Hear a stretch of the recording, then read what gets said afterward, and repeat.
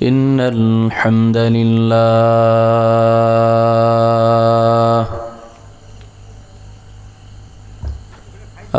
لله كفى وسلام على عباده الذين اصطفى أما بعد فأعوذ بالله من الشيطان الرجيم بسم الله الرحمن الرحيم. Dan bisa soundkom. الله ولي الذين آمنوا يخرجهم من الظلمات إلى النور والذين كفروا أولياؤهم الطاغوت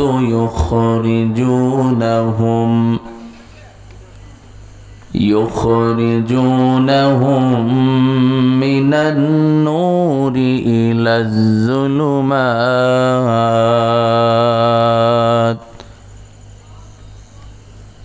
أولئك أصحاب النار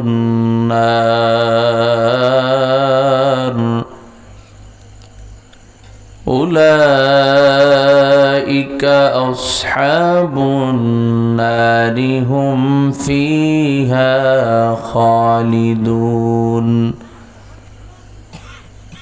وقال رسول الله صلى الله عليه وسلم الإيمان بضع وسبعون شعبة أفضلها قول لا إله إلا الله وأدناها إماتة الأذى عن الطريق والحياء شعبة من الإيمان أو كما قال عليه الصلاة والسلام. اللهم صل على محمد وعلى آل محمد كما صليت على إبراهيم وعلى آل إبراهيم إنك حميد مجيد.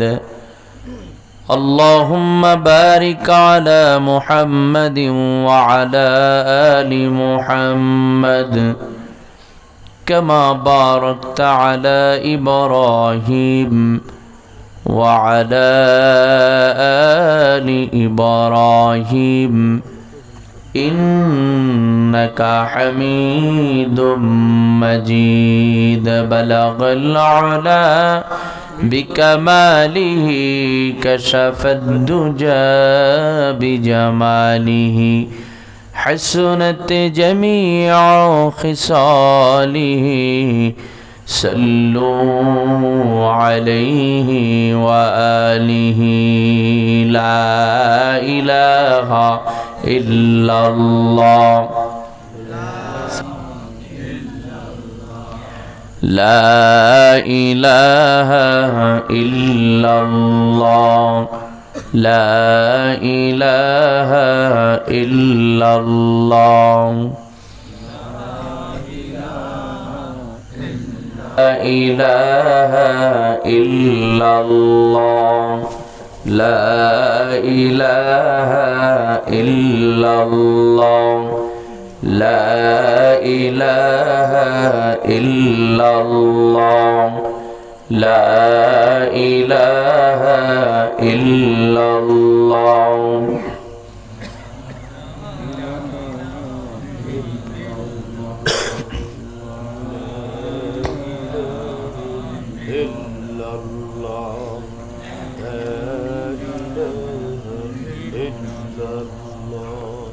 لا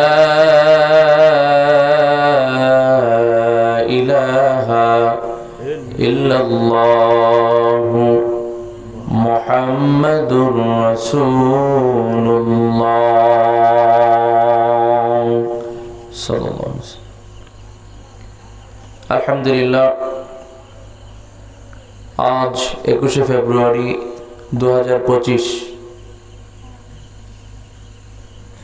পূর্ব রজপাড়া হাসান আলী হাওলাদার বাড়ি জামে মসজিদ এর উদ্যোগে ও এলাকাবাসী মুসলিম নরনারী রুহের মাগফিরাত কামনায় তৃতীয় বার্ষিক তাফসীরুল কোরআন মাহফিল ও হালকা জিকিরের সম্মানিত সভাপতি জনাব মোহাম্মদ হানিফ হাওলাদার, বিশিষ্ট সমাজসেবক ও প্রতিষ্ঠাতা কাশেম মৃধা জামে মসজিদ কাশীপুর বরিশাল, আজকের মাহফিলে বিশেষ অতিথি হিসেবে আলোচনা পেশ করেছেন বিশেষ ইসলামী চিন্তাবিদ জনাব হযরত মাওলানা আমিনুল ইসলাম সাহেব দামাত বরকাতুহু আলিয়া, খতিব সৈয়দ হাতেম আলী জামে মসজিদ বরিশাল। আরও আলোচনা করেছেন মৌলভী মোহাম্মদ জসিম উদ্দিন বসার, পরিচালক পশ্চিম রজপাড়া কারিমিয়া কিরাতুল কোরআন মাদ্রাসা। আজকের মাহফিলের সার্বিক তত্ত্বাবধানে রয়েছেন মোহাম্মদ মনির হাওলাদার। মুরব্বিয়ান আজম, সমবয়সী যুবক বন্ধুগণ, দিগার উলামা ইকরাম, ছাত্র ভাইয়েরা,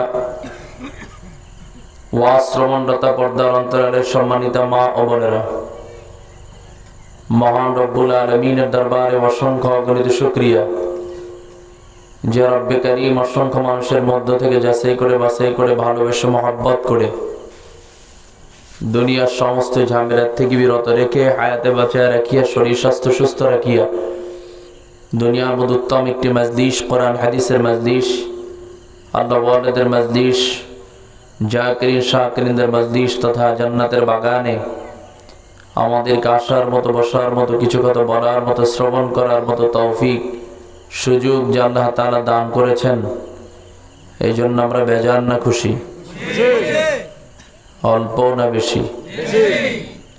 সকলের হৃদয় সকল ভালোবাসাটুকু উজাড় করে দিয়ে জবানের সকল আওয়াজটুকু ছেড়ে দিয়ে আল্লাহর দেয়া জবান দ্বারা সকলই কালিমাতুশ শুকর উচ্চারণ করি আলহামদুলিল্লাহ। শুধু কি হরেনে দিয়েছেন? তাহলে বক্স কি বক্স চলবে না? একটা হরেন চলে শুধু, এতে তো মারিয়া লাগবেন। মাহফিলের মূল হলো সাউন্ড। বুঝলেন, একটা মাহফিলে 10টা মাহফিলের কষ্ট হয় সাউন্ড খারাপ হইলে কথা বলতে।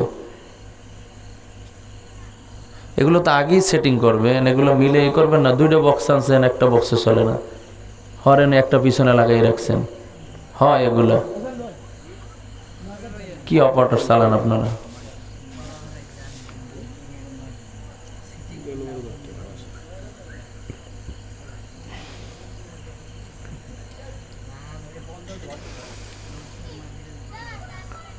শুকরিয়া মহান রব্বুল আলামিনের দরবারে যে আল্লাহ তাআলা এখন আমাদেরকে সুস্থ রেখেছেন, এখনো পর্যন্ত হায়াতে বাঁচিয়ে রেখেছেন, নেক আমল করার মতো সুযোগ দিয়েছেন। কারণ ইবাদত বান্দা চাইলেই করতে পারে না, যদি আল্লাহর পক্ষ থেকে ফয়সালা না হয়, তিনি যদি তৌফিক না দেন, তার আল্লাহর গোলামি করার মতো সুযোগ, বুদ্ধি, অর্থ, বংশ, শারীরিক শক্তি কোনোটাই তাকে ইবাদত করার সুযোগ দিবে না। তো এই জন্য আমরা যারা খাঁটি নিয়ত করেছি, নিয়তের উপর ভিত্তি করে আল্লাহ তাআলা আমাদেরকে কবুল করেছেন বিদায় আমরা জান্নাতি পরিবেশে বসার মতো সুযোগ পেয়েছি। কাজে আজকের বসা, এই মুজাহাদা, এই কষ্ট কাল আখিরাতের জিন্দেগিতে নাজাতের ওসিলা হিসেবে কবুল করুক, সকলে বলি আমিন। লম্বা সময় আপনারা বয়ান শুনেছেন, মাগরিবের পর থেকে অনেক উলামা একরাম নসিহত করেছেন। আমি আর বেশি সময় আপনাদেরকে ডিস্টার্ব করব না, সংক্ষিপ্ত আকারে কিছু কথা বলে বিদায় নেব ইনশাআল্লাহ। আল্লাহ তাআলা উয়ার আমলের নিয়তে হেদায়েতের উদ্দেশ্যে কিছু কথা বলা এবং শ্রবণ করার তৌফিক দান করুক, সকলে বলি আমিন। এই লম্বা সময় আপনার বয়ান শুনতেছেন, আমি মনে করি যে মানুষগুলো এখনো বসে রয়েছেন, একমাত্র আমার ধারণা যদি ভুল না হয়, যদি আল্লাহর মহাব্বত, রাসূলের ভালোবাসা, কোরআনের মহাব্বত যদি আপনাদের হৃদয়ে না থাকতো, তাহলে এখনো পর্যন্ত আপনাদেরকে এখানে কেউ বসায় রাখতে পারতো না। সেক্ষেত্রে আমি আপনাদের জন্য দোয়া করি, আজকে যেভাবে জান্নাতের বাগানে আপনারা মেহমান হয়েছেন, কাল স্থায়ী জান্নাতেও আল্লাহ তাআলা আমাদের সবাইকে যেন কবুল করেন, সকলে বলি আমিন। আপনারা কি সেই জান্নাতের মেহমান হবেন না মালিক হবেন? হ্যাঁ, মেহমান। কেউ বলেছেন মেহমান, কেউ বলেছেন মালিক। যেহেতু পক্ষ দুইটা হয়েছে, এখন তো ভোট নেওয়া লাগে, কি কর? যেহেতু দুই দিকের মতামত আসছে, এখন ভোট নেওয়া লাগে না? আচ্ছা, মেহমান কারা কারা হতে চান হাত জাগান। অনেক অর্ধেক জায়গায়, কি কর? যাক, হাত নামান, বুঝে শুনে জায়গায় এনে। এবার মালিক হইবেন কারা কারা? একজনে দুইবার জাগাইছেন নি? অনেকে হাতি জায়গায় নেয় যে দল লিন না জল লিন, আমি নামাজে পড়ি না, মায়ের খেওয়া যাইবে না, কি কর? যেদিকে লোক বেশি আমি সেই পক্ষের। কিরকম কিছু লোক আছে না, লোক যেদিক বাড়ি আমিও সেই দিক, আগে কিছু বলা যাইবে না। এখানেও কিছু লোক এরকম করছেন যে হুজুরে যেই পক্ষে আমি ওই পক্ষে, ঠকা যাইবে না।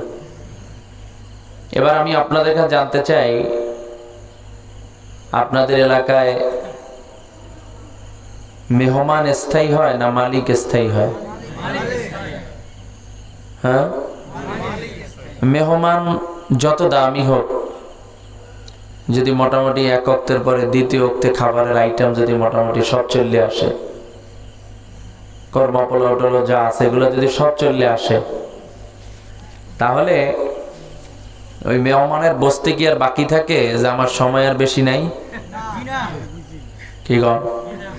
যে এত আস্তিক করে সব খাবার চলে আসছে, তাজি টিকিট কাটা লাগবে দ্রুত, এখন আর আইটেম আর বাকি নেই। তাহলে আপনারা কি জান্নাতে ঢুকে আবার বের হয়ে চলে আসতে চান? কথা বল না যে খালিদিনা ফিহা আবাদা, ওখানে তো চিরস্থায়ী ভাবে থাকতে হবে, বের হতেও চাইবে না কেউ, আর বের করাও হবে না কাউকে। ওখানেই চিরস্থায়ী বসবাসের জায়গা, চির শান্তিময় জায়গা, স্থায়ী শান্তি। এবার এক বাক্যে বলেন, আপনার মেহমান হবেন না মালিক হবেন? এই পেশার লোকেরা কথা কয় না, এরা চিন্তা যে একটা হইলে হয়, কি দিলেও সই, না দিলেও সই। আবার মাঝে মধ্যে অনেকে মস্কারি করে কয় না, তুই যে কাম কাজ করো এতে তো জাহান্নামেও জায়গা পাবি না, কয় না অনেকে। যাই হোক, এবার এক বাক্যে বলেন, আমরা মেহমান হতে চাই না মালিক হতে চাই? আল্লাহ সবাইকে স্থায়ী জান্নাতের মালিক হিসেবে কবুল করুক, সকলে বলি আমিন। বিশেষ করে আমি যে আয়াতে কারিমা তেলাওয়াত করেছি, যে হাদিস উপস্থাপন করেছি, আপনাদের সুপরিচিত মুখস্থ আয়াত ও হাদিস আপনাদের সামনে উপস্থাপন করেছি, সেই বিষয় নিয়ে আমি কিছু কথা বলবো ইনশাআল্লাহ, যদি আপনাদের কষ্ট না হয়। কারণ ধৈর্যের তো একটা সীমাবদ্ধতা আছে। লম্বা সময় আপনারা বয়ান শুনেছেন, এরপরেও আবারও যদি আপনাদেরকে আটকে মাহফিল দেই, তো এটা স্বাভাবিক একটু কষ্টকর বিষয়। যেহেতু আপনারা এত রাত পর্যন্ত বসে রয়েছেন আর আমিও অত দূর থেকে এসেই পড়েছি, তো সেক্ষেত্রে একটু সময় দিলে কেমন হয়? আমার রেখে চলে যাবেন না তো? কেউ ভাগবেন নি?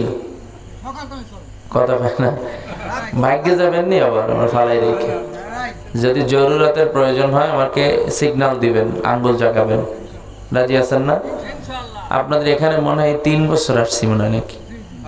মাহফিলের বয়সও তো 3 বছর দেখি, তৃতীয় বার্ষিক। এই 3 বছরই আপনাদের এখানে আসা, তো মোটামুটি আস্তে আস্তে তো পুরাতন হয়ে গেছি। তো যাই হোক, যেহেতু মাহফিলের বয়সও 3 বছর আর আমি আসছিও 3 বছর আপনাদের এখানে, তো আমি আপনাদের সামনে মূল বিষয়গুলো নিয়ে এসে আলোচনা শেষের দিকে যাব। তো এই জন্য আমি আপনাদের একটু বলবো, যেহেতু আপনারা দীর্ঘ সময় বয়ান শুনেছেন, অনেকের কষ্ট হচ্ছে, অনেকের ক্লান্তি এসে গেছে, অনেকের হাত পা ব্যথা হয়ে গেছে। কাজে একই অবস্থায় অনেক টাইম বসা থাকলে একটু ক্লান্তি আসে, এটা স্বাভাবিক। কাজে ময়দানে যারা আছেন সবাই একটু দাঁড়িয়ে যাই। ময়দানে যারা আছে বেয়াদবি ক্ষমা করে সবাই দাঁড়ায়, একটু হাত পা নাড়াচাড়া দেই, কারোকে আবার পা না লাগে সেদিকে খেয়াল রাখি। হ্যাঁ, একটু নাড়াচাড়া দেই, দাঁড়ানোই থাকবেন, 2 হাত ছেড়ে দিবেন, ঠিক আছে? 2 হাত ছাড়া থাকবে। এবার আমি কোরআনের আয়াত তেলাওয়াত করব, 2 হাত উপরে জাগাইয়া তারপরে তাকবীর দিবেন। পারবেন না ইনশাআল্লাহ? এইটা তো পশ্চিম দিক নাকি? তবে দেখবো পশ্চিমের লোক ফার্স্ট হয় না পূর্বের লোক ফার্স্ট হয়, খুঁটির এই পাশ আর ওই পাশ। ইনশাআল্লাহ তাকবীর আওয়াজ কোন দিক থেকে বেশি আমি দেখবো ইনশাআল্লাহ। রাজি? আপনারা সবাই রাজি? রেডি আপনারা? পশ্চিমের লোক রেডি না? রেডি আপনারা? তা কাশি দেন, গলা ক্লিয়ার করেন। কাশি না সবাই ক্লিয়ার? গলা ক্লিয়ার? এবার আমি আয়াত তেলাওয়াত করব, আমি দেখবো আপনাদের 2 হাত জায়গায় তাকবীর দিবেন। কোন দিক থেকে আওয়াজ বেশি হয়, কোন দিকের লোকের, পশ্চিমের লোকের ইমান বেশি শক্ত হয়েছে না পূর্বের লোকের ইমান বেশি মজবুত হয়েছে, এটা দেখবো ইনশাআল্লাহ। তাহলে প্রস্তুত সবাই নাকি? এবার আল্লাহ পাক রব্বুল আলামিন কালামের মধ্যে নসিহত করেন, ওয়ামা আরসালনাকা ইল্লা রাহমাতাল লিল আলামিন।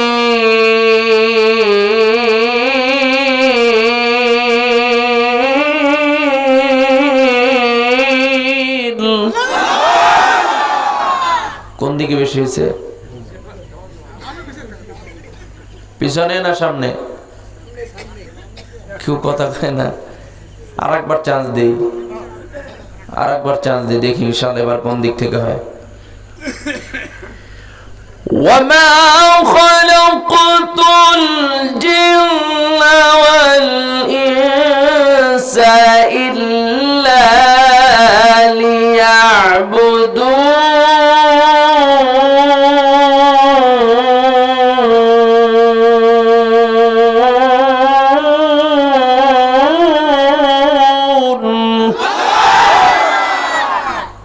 সব দিক থেকে সমান হয়েছে, আলহামদুলিল্লাহ। এবার একটু কাছাকাছি আগে বসি ইনশাআল্লাহ। টাচ করে বসে পড়লেন না, আপনারা ওই স্টেজে উঠছেন না, ওই পর্যন্তই থাকেন, পিছনে লোকের সামনে আসেন। পিছনে যারা আছেন সামনে আগে একটু কাছাকাছি বসি। লোক বেশি দেখানোটা তো মূল শর্ত না। লোক যদি অল্পও থাকে আর তারা যদি ভালো মেধাবী হয়, ছাত্র পড়া নেওয়ার যদি আগ্রহ থাকে, জানার যদি আগ্রহ থাকে, তাহলে লোক বেশি থাকাটা শর্ত না। অল্প লোক থাকলে আল্লাহ তার মধ্যে বরকত দিতে পারে কি পারে না? জোরে বলেন। অনেকে হয়তো বা বলবেন যে ওদিকে সরমানের মাহফিল, এর মধ্যে আমার এই জায়গা দিলেন মাহফিল। তো চরমনের মাহফিল চলছে, সেখানে তো কিছু লোক গেছি বয়ান শোনার জন্য। তো আপনারা যারা জানেন তো বাড়ি বসে করেন, তো সেই লোকগুলো আটকাইয়া কিছু সময় কোরআন হাদিসের আলোচনা চললো, যাতে একদম ফাও না যায়।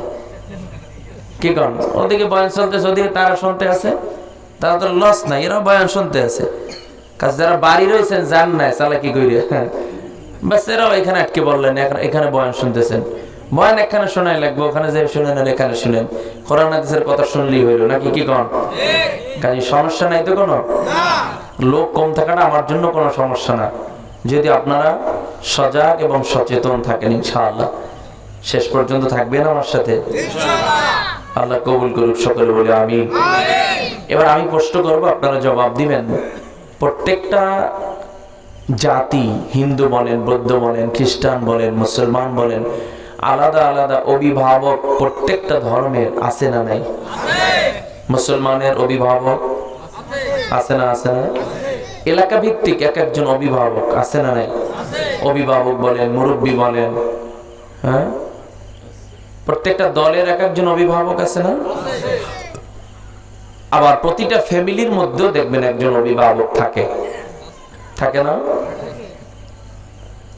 তো এবার আল্লাহ তাআলা ভিন্ন এক শ্রেণীর অভিভাবকের কথা আলোচনা করেছেন। কারণ কোরআনের মধ্যে আল্লাহ তাআলা বিভিন্ন সময় বিভিন্ন আলোচনার ভিত্তিতে বিভিন্ন নাম ধরে মানুষকে আহ্বান করেছেন। আল্লাহ কোথাও কোথাও বলেছেন ইন্নাল্লাযীনা আমানু, আবার কোথাও কোথাও বলেছেন ইয়া আইয়ুহাল্লাযীনা আমানু, আবার কোথাও কোথাও আল্লাহ তাআলা বলেছেন ইয়া আইয়ুহান নাস। তো এরকম ভাবে বিভিন্ন নাম ধরে আল্লাহ তাআলা লক্ষ্য করে নসিহত করেছেন। আমি যে আয়াতে কারিমে তেলাওয়াত করেছি, এখানে আল্লাহ তাআলা ঈমানদারকে লক্ষ্য করে বয়ান করেছেন। যেহেতু ঈমানদারদের জন্য বয়ানটা, যদি ইয়া আইয়ুহান নাস হতো, ইয়া আইয়ুহান নাস, তাহলে এই বয়ানটা সবার জন্য উন্মুক্ত, সে যেই শ্রেণীর মানুষ হোক না কেন। এখানে আল্লাহ নাস শব্দটা উল্লেখ করলে সকল শ্রেণীর মানুষকে বুঝাতে আমভাবে, কিন্তু যেহেতু বলেছেন ঈমানদারদেরকে, তাহলে এই বয়ানটা কাদের জন্য? ঈমানদারের জন্য। কারণ বয়ানটা করছি আল্লাহ ঈমানদারকে লক্ষ্য করে, তাহলে বয়ানটা কাদের জন্য? বলেন সবাই আরো জোরে। যদিও আমার কষ্ট হচ্ছে আওয়াজের কারণে, তারপর বলতে দেবে, কিছু তার করার নেই। কালকে আবার মাহফিল 2টা, এখন আমাকে তো প্রতিদিন চিল্লাইতে হয়। আওয়াজটা একটু ভালো হইলে কথা বলতে একটু শান্তি লাগে, প্রেশার কম পড়ে, খাটনি কম হয়। আওয়াজ দেখা গেছে যদি ভালো হয়, 3 ঘন্টা বয়ান করলে শরীরে কোনো এফেক্ট আসে না। আওয়াজ খারাপ হইলে আধা ঘন্টা করলে রত লাগেই ফেলে। এটা যারা করে এরা বুঝে, মাইকে যারা চিল্লে বুঝেন, আপনারা বুঝেন। আপনারা চিন্তা যা হোক না খুঁজে আপনি কইয়ে হইয়ে পড়েন আর কি, আমাকে ওটা করি মফেল, এইবার আপনার শেষ হয়ে যান, এবার আর আমাকে টেনশন নেই। কিন্তু আমাকে মাথায় তো অনেক টেনশন। যাই হোক, তাহলে এই বয়ানটা করছেন কাদের জন্য? বলেন সবাই। আপনারা কি ঈমানদার? কেমনে কমে বাড়ি যে জিগেই যাওয়া লাগবে ঘরের জন্য ধারে, কথা কয় না। আপনি নিজে ঈমানদার কিনা এটা যদি নিজে না বলতে পারেন, তাহলে সার্টিফিকেট কে দিবে? এটা কি কন? তাহলে এবার বলেন আপনারা ঈমানদার কিনা? এখন অনেকে কন নাই। নিজের সার্টিফিকেট তো নিজেকে দিতে হবে ভাই। এবার বলবেন হুজুর এখন তো মাহফিলে বসা, এখন হাত জাগাইতে গেলে হাত জাগাবো, পা জাগাইতে গেলে পা জাগাবো, কিছু করার নাই, বসে পড়ছি। এবার আমি যদি একটু দলিল দেই, তাহলে হয়তো আপনারা আর একটু আগ্রহ নিয়ে বলার চেষ্টা করবেন। অনেকে বলতেছেন না যে আপনাদের ঈমান আছে কিনা। নিজের স্বীকৃতি ঈমান যদি নিজে না দেন, তাহলে অবশ্যই এখান থেকে প্রমাণ হবে যে আপনার ঈমানের দুর্বলতা আছে। কাজে এজন্য নিজের স্বীকৃতি নিজেকে দিতে হবে। এবার আমি আপনাদেরকে জিজ্ঞাসা করতে চাই, আল্লাহর প্রতি আমাদের বিশ্বাস আছে না নেই? সমস্ত ফেরেশতাদের প্রতি আমাদের বিশ্বাস আছে না নেই? সমস্ত আসমানি কিতাবের উপর আমাদের বিশ্বাস আছে না নেই? সমস্ত নবী রাসূলের প্রতি আমাদের বিশ্বাস আছে না নাই? পরকালের প্রতি আমাদের বিশ্বাস আছে না নাই? ভালো মন্দ তাকদীর আল্লাহর পক্ষ থেকে ফয়সালা হয়, বিশ্বাস আছে না নাই? মৃত্যুর পর আবার পুনরায় জিন্দা হতে হবে, বিশ্বাস আছে না নাই? তাহলে 7টা বিষয়ের উপর আমরা ঈমান আনছি না? দ্বিতীয় নম্বর ঈমান হলো আমরা যে কালিমা পড়েছি, কালিমার প্রথম অপশন কি? লা ইলাহা ইল্লাল্লাহ, আল্লাহ বাদে আর কোনো ইলাহ নাই, আর কোনো রব নাই, আর কোনো প্রতিপালক নাই, আর কোনো হায়াত দাতা নাই, আর কোনো রিজিক দাতা নাই, সব একজনের পক্ষ থেকেই ফয়সালা হয়। তার নাম কি? হুজুরে বলেন। তাহলে দ্বিতীয় নম্বর অপশন হলো মুহাম্মদুর রাসূলুল্লাহ সাল্লাল্লাহু আলাইহি ওয়াসাল্লাম, নবী মুহাম্মদ সাল্লাল্লাহু আলাইহি ওয়াসাল্লাম আল্লাহ তাআলার প্রিয় বান্দা এবং রাসূল, বিশ্বাস আছে না নাই? তাহলে এবার এক বাক্যে বলেন, আমরা এখানে যারা বসছি আমাদের ঈমান আছে না নাই? মোটামুটি আওয়াজ বাড়ছে। তাহলে এবার বুঝতে পারছেন ঈমান আছে। তাহলে আল্লাহ যেহেতু বলছেন বয়ানটা ঈমানদারদের জন্য, তখন তো আমার দেখতে হবে যে এখানে ঈমানদার আছে কিনা। যদি না থাকে তাহলে বয়ান করে কাম কোনো লাভ হইব? যেহেতু বয়ানটা করছে আল্লাহ ঈমানদারকে লক্ষ্য করে, তাহলে এবার আমরা স্বীকৃতি পেয়ে গেলাম আমরা সবাই ঈমানদার, ঠিক কিনা জোরে বলেন। এবার আল্লাহ পাক রব্বুল আলামিন নসিহত করেন, আল্লাহু ওয়ালিয়্যুল্লাযীনা আমানু ইউখরিজুহুম মিনাজ যুলুমাতি ইলান নূর। আল্লাহু ওয়ালিয়্যুল্লাযীনা আমানু ইউখরিজুহুম মিনাজ যুলুমাতি ইলান নূর। আল্লাহ তাআলা এখানে ওলি শব্দটা এক নম্বরে ওলি শব্দ উল্লেখ করেছেন। ওলি বলতে আমরা কি মনে করি? রাস্তার পাশে বিশাল একটা সাইনবোর্ড লাগায় দিয়েছি, বিশাল একটা সাইনবোর্ড আমরা দেখতে পেয়েছি, টাইটেলের কোনো অভাব নাই। টাইটেল পড়তেও কমপক্ষে 3-4-5 মিনিট লেগে যাবে। তার যে টাইটেল আছে, তার যে উপাধি আছে, যার যত বড় টাইটেল সে তত বড় ওলি। কি ধারণা আছে না আমাদের? নাম পড়তে পড়তে আসল নামের খবর নেই। টাইটেল যার যত বড় থাকবে সে তত বড় ওলি। মূলত ওলি শব্দের মূল অর্থ অনেকগুলো অর্থ দাঁড়ায়। ওলি শব্দের অর্থ হলো অভিভাবক, ওলি শব্দের অর্থ তার নিকটতম ব্যক্তি, ওলি শব্দের অর্থ তার ওয়ারিশ।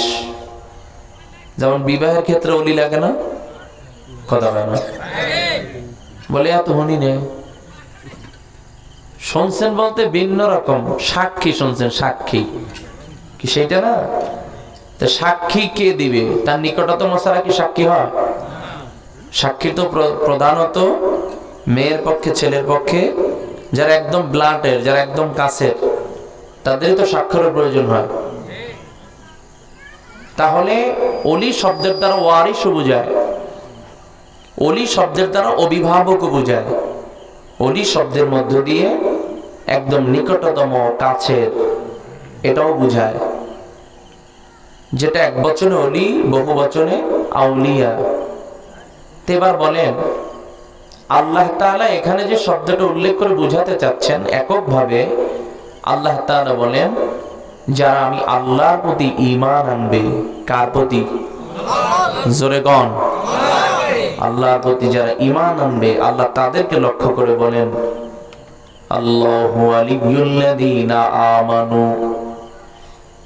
যারা আমি আল্লাহর প্রতি ঈমান আনবে তাদের এক নাম্বার ঘোষণা হলো, তাদের এক নাম্বার সুসংবাদ হলো আমি আল্লাহ পাক রব্বুল আলামিন ঈমানদারদের অভিভাবক হয়ে যাই।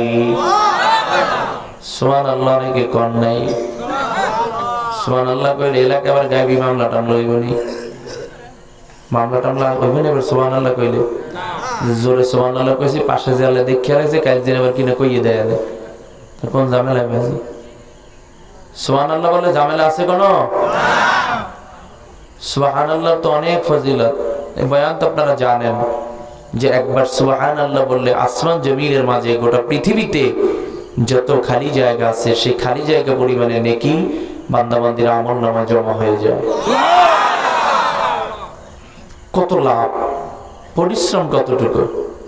দুনিয়ার ব্যবসায় পরিশ্রম বেশি কিন্তু ব্যবসা কম, আর আখিরাতের ব্যবসায় পরিশ্রম কম কিন্তু ব্যবসা অনেক বেশি।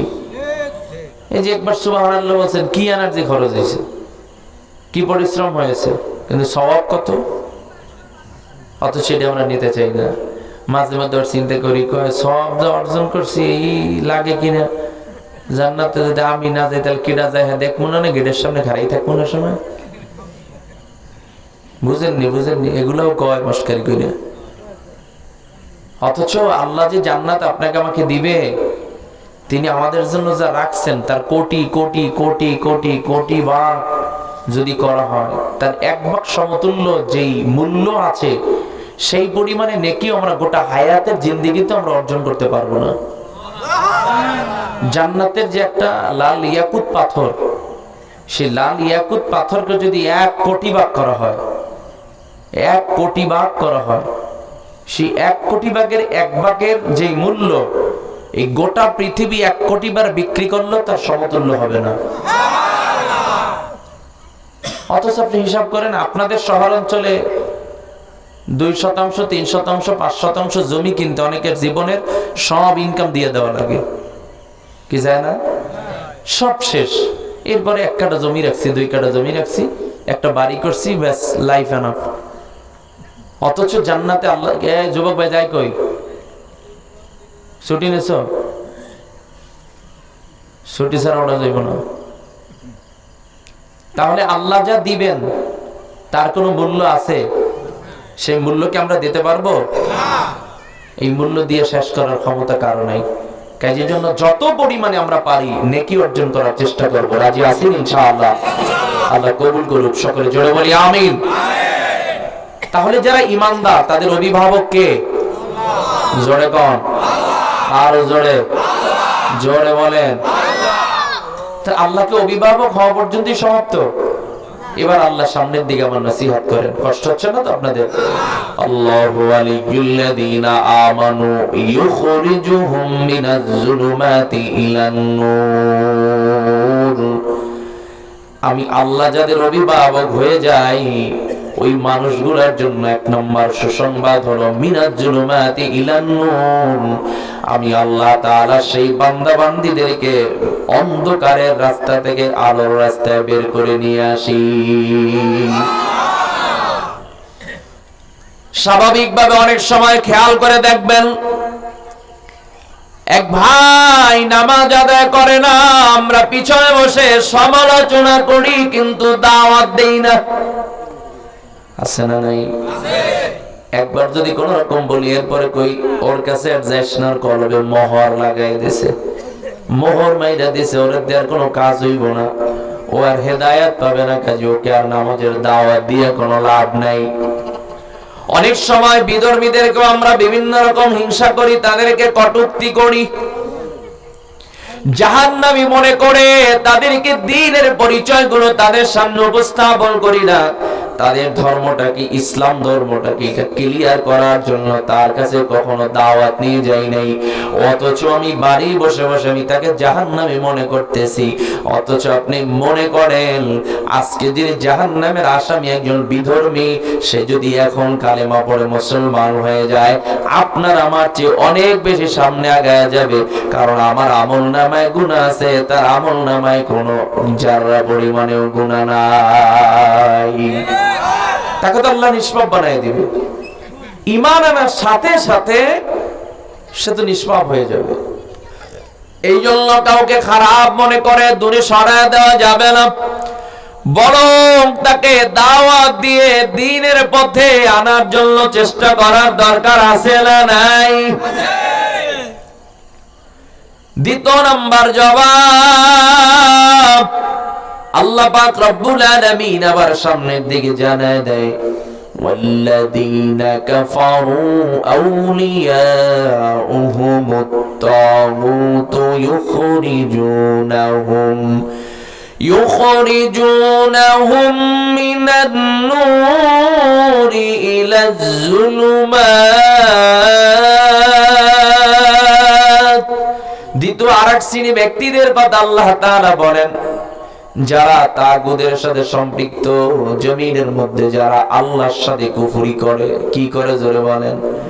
যারা জমিনে আল্লাহর সাথে কুফরি করে, এই কুফরি পন্থা অবলম্বনকারী ব্যক্তিদের অভিভাবক আল্লাহ থাকে না, বরং তাদের অভিভাবক ইবলিস শয়তান নিয়োজিত হয়ে যায়।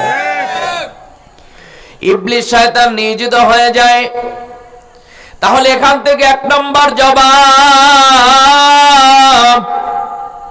যাদের অভিভাবক আল্লাহ হয় তাদেরকে জমিনের মধ্যে কেউ দাবায় রাখতে পারে না। ঠিক কিনা জোরে বলেন? যারা আল্লাহর কথা বলে, আল্লাহর পথে চলে, যারা কোরআনের কথা বলে, এদেরকে জমিনের মধ্যে থামায়া দেওয়ার জন্য, এদেরকে জমিনের মধ্যে অবাঞ্ছিত করার জন্য, এদেরকে জমিনের মধ্যে বিভিন্ন রকম হ্যায় প্রতিপন্ন করার জন্য বিভিন্ন রকম ষড়যন্ত্র আছে না নাই? আমরা ইতিহাস থেকে এটাও জানি, বিভিন্ন নবীদেরকেও বিভিন্ন সময় দুনিয়ার বিভিন্ন চক্রান্তের মাধ্যমে তাদের ইজ্জত নষ্ট করার জন্য পরিকল্পনা করছে, কি করে নাই? এখন তো আলহামদুলিল্লাহ ওই সিনে কোনো মানুষ নাই, সব আল্লাহর ওলি। কথা বল না কেন? সব আল্লাহর ওলি। ওই সিনের বংশধর কিছু নাই এখন সমাজের মধ্যে। ওই সময় যে মানুষগুলো ছিল তারও একটি ধারাবাহিকতার বংশ এখনো জমিনের মধ্যে আছে। দেখবে কিছু মানুষ এই সমাজের মধ্যে আছে, সব সময় মাথার মধ্যে চিন্তাই থাকে কিভাবে একজন সম্মানিত মানুষকে অসম্মানী করা যায়, অমুকের সম্মানের সাথে চলে ওরে কিভাবে অপমানিত করা যায়, কিভাবে ওরে একটু সমাজের মধ্যে লাঞ্ছিত করা যায়। এই নিয়ে দেখবেন সব সময় বান্দা পরিকল্পনার মধ্যে থাকে। কিন্তু তোমার তো এটা জানা নাই, যেই বান্দা আল্লাহর প্রতি তাওয়াক্কুল করে ঈমান আনছে, তুমি যতই তাকে ষড়যন্ত্র করো না কেন সাময়িক সমস্যায় ফেলে দিতে পারবে, কিন্তু স্থায়ীভাবে কোনো ক্ষতি করতে পারবে না। কারণ মুমিনের সাথে গোটা পৃথিবীর কেউ যদি না থাকে, যিনি আছেন তার নামটা কি একটু আওয়াজ দিয়া বলে? হয় না শাহাদাত আঙ্গুল উঁচু করে বলেন তিনি কে? তাহলে আল্লাহ যদি আমাদের সাথে থাকে আর কোনো ভয় আছে নাকি? এজন্য আমি মাঝে মধ্যে বলি, রাত যত গভীর হোক না কেন, যত অন্ধকার হোক না কেন, ভয় পাওয়ার কারণ নেই। আমি বারবার এই কথাটা বলে আসছি, কিন্তু অনেক সময় মানুষ বুঝতে চায় না। মানুষ সাময়িক বিপদ দেখে হাত পা ছেড়ে দেয়, আর কোনো কায়দা হবে না, সব শেষ, আর হবে না আমার মাধ্যমে, মনে হয় আর কিচ্ছু করতে পারবো না। অর্থাৎ আমাদের ধৈর্য নাই, সবুর নাই, যে কারণে আমরা অল্পের মধ্যেই আমরা ধৈর্য হারায় ফেলাই। অথচ বান্দা আল্লাহ পাক রব্বুল আলামিন ঘোষণা দিয়েছেন, স্বাভাবিকভাবে আপনি দেখবেন রাত্র যত গভীর হোক না কেন আপনি ভয় পেয়ে যাচ্ছেন যে রাত 2টা 3টা 4টা বেজে গেছে, অনেক ঘোর অন্ধকার, গভীর রাত। আমি বলবো এখানে ভয় পাওয়ার কিছু নাই, এই অন্ধকারের পিছনে তোমার জন্য অনেক আশার বাণী রয়েছে। বলবেন কিভাবে? কারণ রাত্র যত গভীর হয় দিন তত নিকটে চলে আসে। কথা হয় না? রাত্র যত গভীর হয় দিন তত নিকটে চলে আসে। এই সমাজের আল্লাহওয়ালা মানুষগুলো, ভালো মানুষগুলোর উপরে অত্যাচার যত বেশি হবে, যত ভালো মানুষগুলোর উপরে বেশি অত্যাচার হবে, নির্যাতন হবে, আপনার ভয় পাওয়ার কারণ নাই। মনে করবেন বিজয় অনেক সুনিশ্চিত, আমাদের অনেক নিকটে। এখনো ষড়যন্ত্র আছে না নাই? কথা বলে না? মসজিদের ইমাম সাহেব যদি সারাদিন কবরের বয়ান করে কোনো সমস্যা নাই, কিন্তু সে যদি হক কথাগুলো বলে, বান্দার হক, আল্লাহর হক, ইয়েতিমের হক, যদি এই বিষয়গুলো নিয়ে আলোচনা করে, ভাই ভাইয়ের হক কি হবে, এতিমের হক কি হবে, বাবা সন্তানের হক কি হবে, এই হকের আলোচনা যখন করবে, দেখবেন মসজিদের অধিকাংশ মুসল্লিদের চেহারা মাগরিবের রক্ত হয়ে গেছে। কথা বল না কেন? যে কারণে অনেক সময় অনেক জায়গায় গেলে দেখি, অনেক সময় অনেকেই বলে কোরআন হাদিসের কথা বলবেন, মসজিদ ইমামকেও বলে কোরআন হাদিসের কথা বলবেন, কিন্তু বান্দা জানি না যে আসলে কোরআন বস্তুটা কি, কোরআন জিনিসটাকে এটি জানে না অনেকে।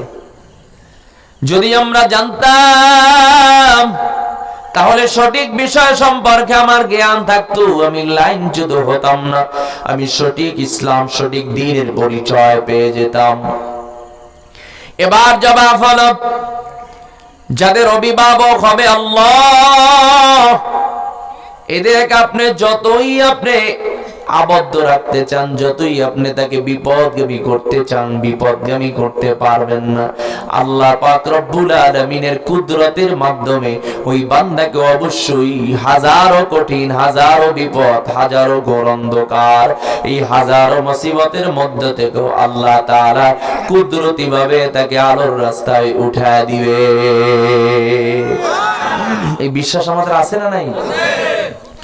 এবার দ্বিতীয় নাম্বার জবাব হলো, যারা জমিনের মধ্যে কুফরি করবে ওই শ্রেণীর মানুষের অভিভাবক হবে ইবলিস শয়তান।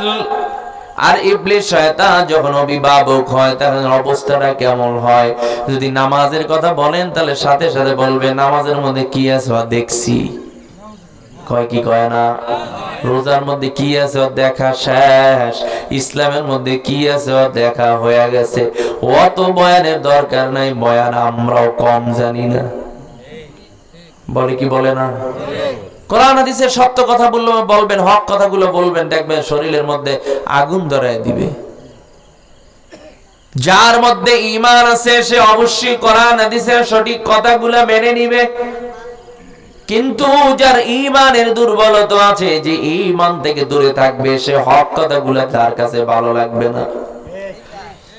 তাহলে এদের ব্যাপারে আল্লাহ তাআলা আমার সামনের দিকে আলোচনা করেন, উলাইকা আসহাবুন নার।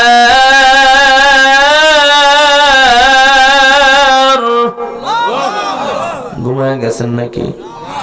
হালকা একটু রিভাবটা বাড়াই দিতে পারেন, রিভাবটা একটু বাড়াই দেন, বেশটা একটু বাড়ান। উলাইকা আসহাবুন নার, আল্লাহ পাক রব্বুল আলামিন এদের পরিচয় দেন হুম ফিহা খালিদুন। আল্লাহ এক নম্বরে বলেন উলাইকা আসহাবুন নার, অবশ্যই এরা ওই আগুনের অধিবাসী, ওখানেই তাদের বসবাসের জন্য উপযোগী। হুম ফিহা খালিদুন, ওটাই হবে তাদের চিরস্থায়ী বসবাসের জন্য নির্ধারিত জায়গা। তাহলে যারা কুফরি করবে তাদের স্থায়ী ঠিকানা কোথায়? জোরে বলেন। এবার আমি আপনাদেরকে বলতে চাই, অভিভাবক বানাইব কাকে? আওয়াজ দিয়া বলেন। আল্লাহকে অভিভাবক বানাতে রাজি আছি না নাই? যাদের অভিভাবক হবে স্বয়ং আল্লাহ, ওই মানুষগুলার দুনিয়ার মধ্যে কোনো প্রেশানি নাই, কোনো টেনশন নাই, কোনো চিন্তা নাই। যারা আল্লাহকে অভিভাবক বানাবে, আল্লাহ তো ওয়াদা করেছেন তাদেরকে অন্ধকারের রাস্তা থেকে আলোর রাস্তায় বের করে নিয়ে আসব। শুধু তাই নয়, যেই বান্দা আল্লাহ তাআলাকে অভিভাবক বানাবে, ওই বান্দার মওতের সময় কোনো প্রেশানি নাই। মওতের সময় বান্দার কোনো পেরেশানি থাকবে না, কোনো টেনশন থাকবে না। ওই বান্দার মওতের সময় আল্লাহর পক্ষ থেকে ফেরেশতা বান্দার কিনারায় এসে হাজির হয়ে যাবে। সুবহানাল্লাহ বলবেন না? আল্লাহ পাক রব্বুল আলামিন যারা আল্লাহকে অভিভাবক বানাবে তাদের খোঁজখবরই হলো ইন্তেকালের পূর্ব মুহূর্তে ফেরেশতা তার কিনারে এসে তাকে আশার বাণী জানায় দেয়, তাকে আশার বাণী জানায় দিবে, বান্দা তোমার কোনো ভয় নাই, তোমার কোনো টেনশন নাই, তোমার কোনো পেরেশানি নাই। আল্লাহ তাখাফু ওয়া লা তাহজানু ওয়া আবশিরু বিল জান্নাহ, তোমার কোনো পেরেশানির দরকার নাই, তাকায়া দেখো আল্লাহ পাক রব্বুল আলামিন তোমার জন্য কত সুন্দর সুসজ্জিত জান্নাতের ব্যবস্থা করে রেখেছে। আল্লাহর অভিভাবক বানাইতে রাজি আছিনি আমরা? খালি নামাজের ক্ষেত্রে যখন নামাজে দাঁড়াবো তখন আল্লাহকে অভিভাবক বানাবো, যখন রোজা রাখবো তখন আল্লাহকে অভিভাবক বানাবো, যখন মাহফিলে বসবো তখন আল্লাহকে অভিভাবক বানাবো। এর বাহিরে যত কাজ আছে সব করবো আমার মন মতো। আরে ভাই, এটাই তো শতকরা 95%, 92% মুসলমান, 95% এই করে। কথা বুঝেন না আপনারা? মুসলমান কত পার্সেন্ট? বলে বাড়তি নাম্বার পাইলেন কই? সেটা প্রশ্ন করবেন না। মানে আমাদের অবস্থাটা হলো এমন, নামাজে যখন দাঁড়াই তখন কি বলি, ইয়াকা না'বুদু ওয়া ইয়াকা নাস্তাঈন, আমরা আপনারই ইবাদত করি, আপনার কাছেই সাহায্য চাই। আর মসজিদ থেকে বের হয়ে বলি, নেতা আপনি ছাড়া আমাদের আর কোনো গতি নেই। আপনি এই জায়গায় দাঁড়িয়েছিলেন দেখে মোটামুটি কয়টা কাঠ পাইছি, চল্লি ফিরে কোনোরকম খাইতে পারি, একটা লাইন গেট আছে। আবার কয় যদি মেম্বার এই বছর চাউলের কাঠটা যদি না দিত 30 কেজির, তাহলে কেমনে যে ছেলে মেয়ে নিয়ে থাকতাম, একটা টেনশনই পড়ে গেছিলাম। অথচ এই মানুষটাই যখন নামাজে দাঁড়ায় তখন কি বলে, ইয়াকা না'বুদু, বলেন আপনাদের এলাকায় ইয়াকা না'বুদু ওয়া ইয়াকা নাস্তাঈন বলেন আপনারা? বলি ইনশাআল্লাহ। বলা লাগে না? এটা বাদ দেওয়ার তোর কোনো কায়দা নেই। যদি বাদ দাও দিতে যাও, বাদ দিতে বাঙালি। ইয়াকা না'বুদু ওয়া ইয়াকা নাস্তাঈন, আপনারই ইবাদত করি, আপনার কাছেই সাহায্য চাই। অথচ এটা মসজিদ পর্যন্তই, মসজিদের গেট ক্রস করে সামনে বের হলেই আমাদের আকীদা ঠিক থাকে না। তখন প্রভু বানাই আমার জমিকে, প্রভু বানাই আমার ব্যবসাকে, আমার সন্তানকে, আমার নেতাকে, ছেলে খাওয়ায়, নেতায় খাওয়ায়, জমি খাওয়ায়, এটাই আমার চলার মূল উৎস, নাহলে আর বাঁচতে পারতাম না। তাহলে বুঝতে হবে আপনার কথায় এবং কাজে কোনো মিল নাই। তাহলে সেই কথায় এবং কাজে যদি মিল না থাকে, তাকে আপনাদের এলাকায় কি বলে? কত হয় না, কি বলে? জোরে কোন, আরো জোরে। আমি কি কইছি মুনাফিক? কইছেন কিন্তু আপনারা, আমার আবার ঝামেলা বাজে। আপনারাই বলছেন, স্বীকৃতি দিয়েছেন মুনাফিক।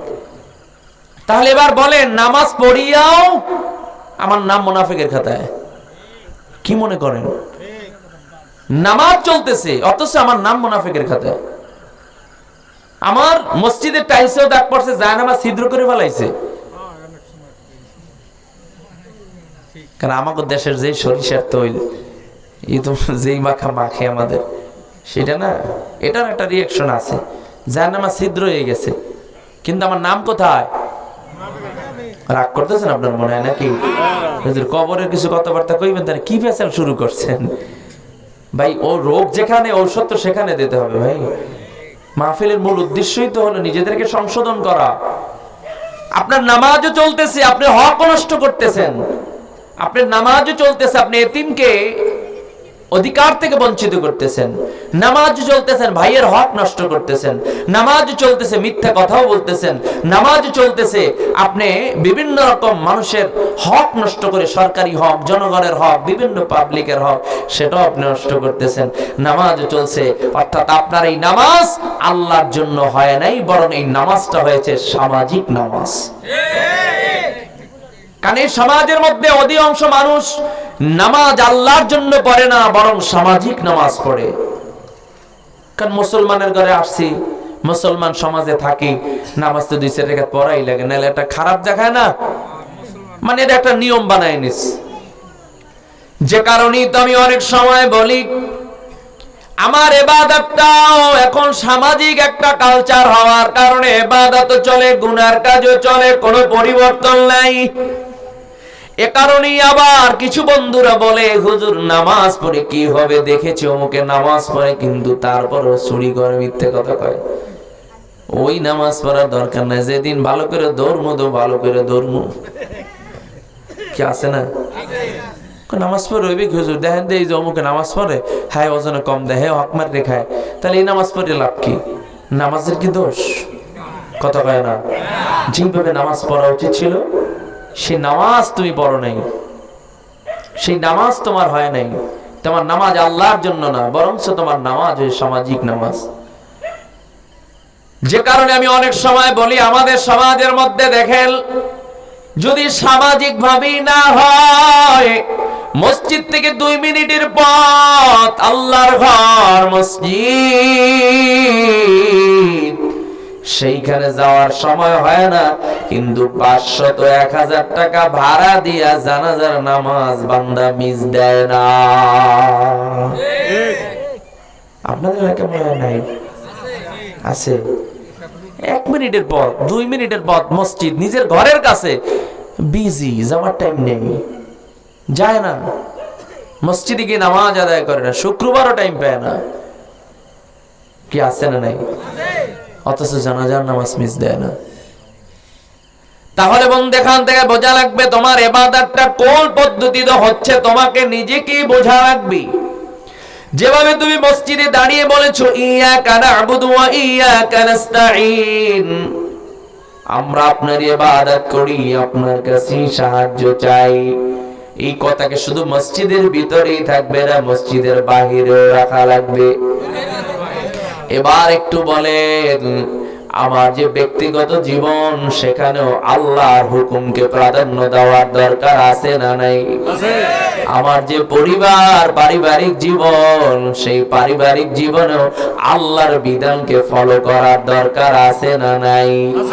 আমার যে সামাজিক জীবন, সেই সামাজিক জীবনেও আল্লাহর সেই কোরআনের বিধানকে ফলো করার দরকার আছে না নাই?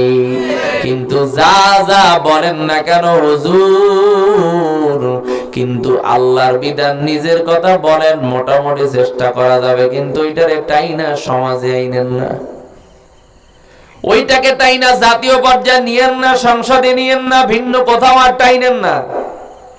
ওটাকে যদি পারেন মসজিদের মধ্যেই সীমাবদ্ধ রাখেন, প্রয়োজনে মাসে 50 টাকা বেতন দেই, 6 মাস বাকি, টেনশন কইরেন না, আগামী মাসে কিস্তি উঠে দিয়ে দিব। নাই? ভুল বলছি নাকি? আমরা না জেনে কথা বলি না। কয় হুজুর আসি তো একটু সমস্যার মধ্যে, হাত বোঝেন একটু ঝামেলায় আসি, কাজে দোয়া করেন আগামী মাসের হয়তো বা রবিবার ফার্স্ট আওয়ারে অফিসে হয়তো একটা লোন পাওয়ার আছে, দোয়া করেন, যদি ওই লোনটা পাইয়ে যায় তাহলে আপনার পিছনে যে 6 মাস বকে আছে 50 টাকা করে দিয়ে দিব। মানে লোন উঠাইয়ে বকে বেতন দেয়।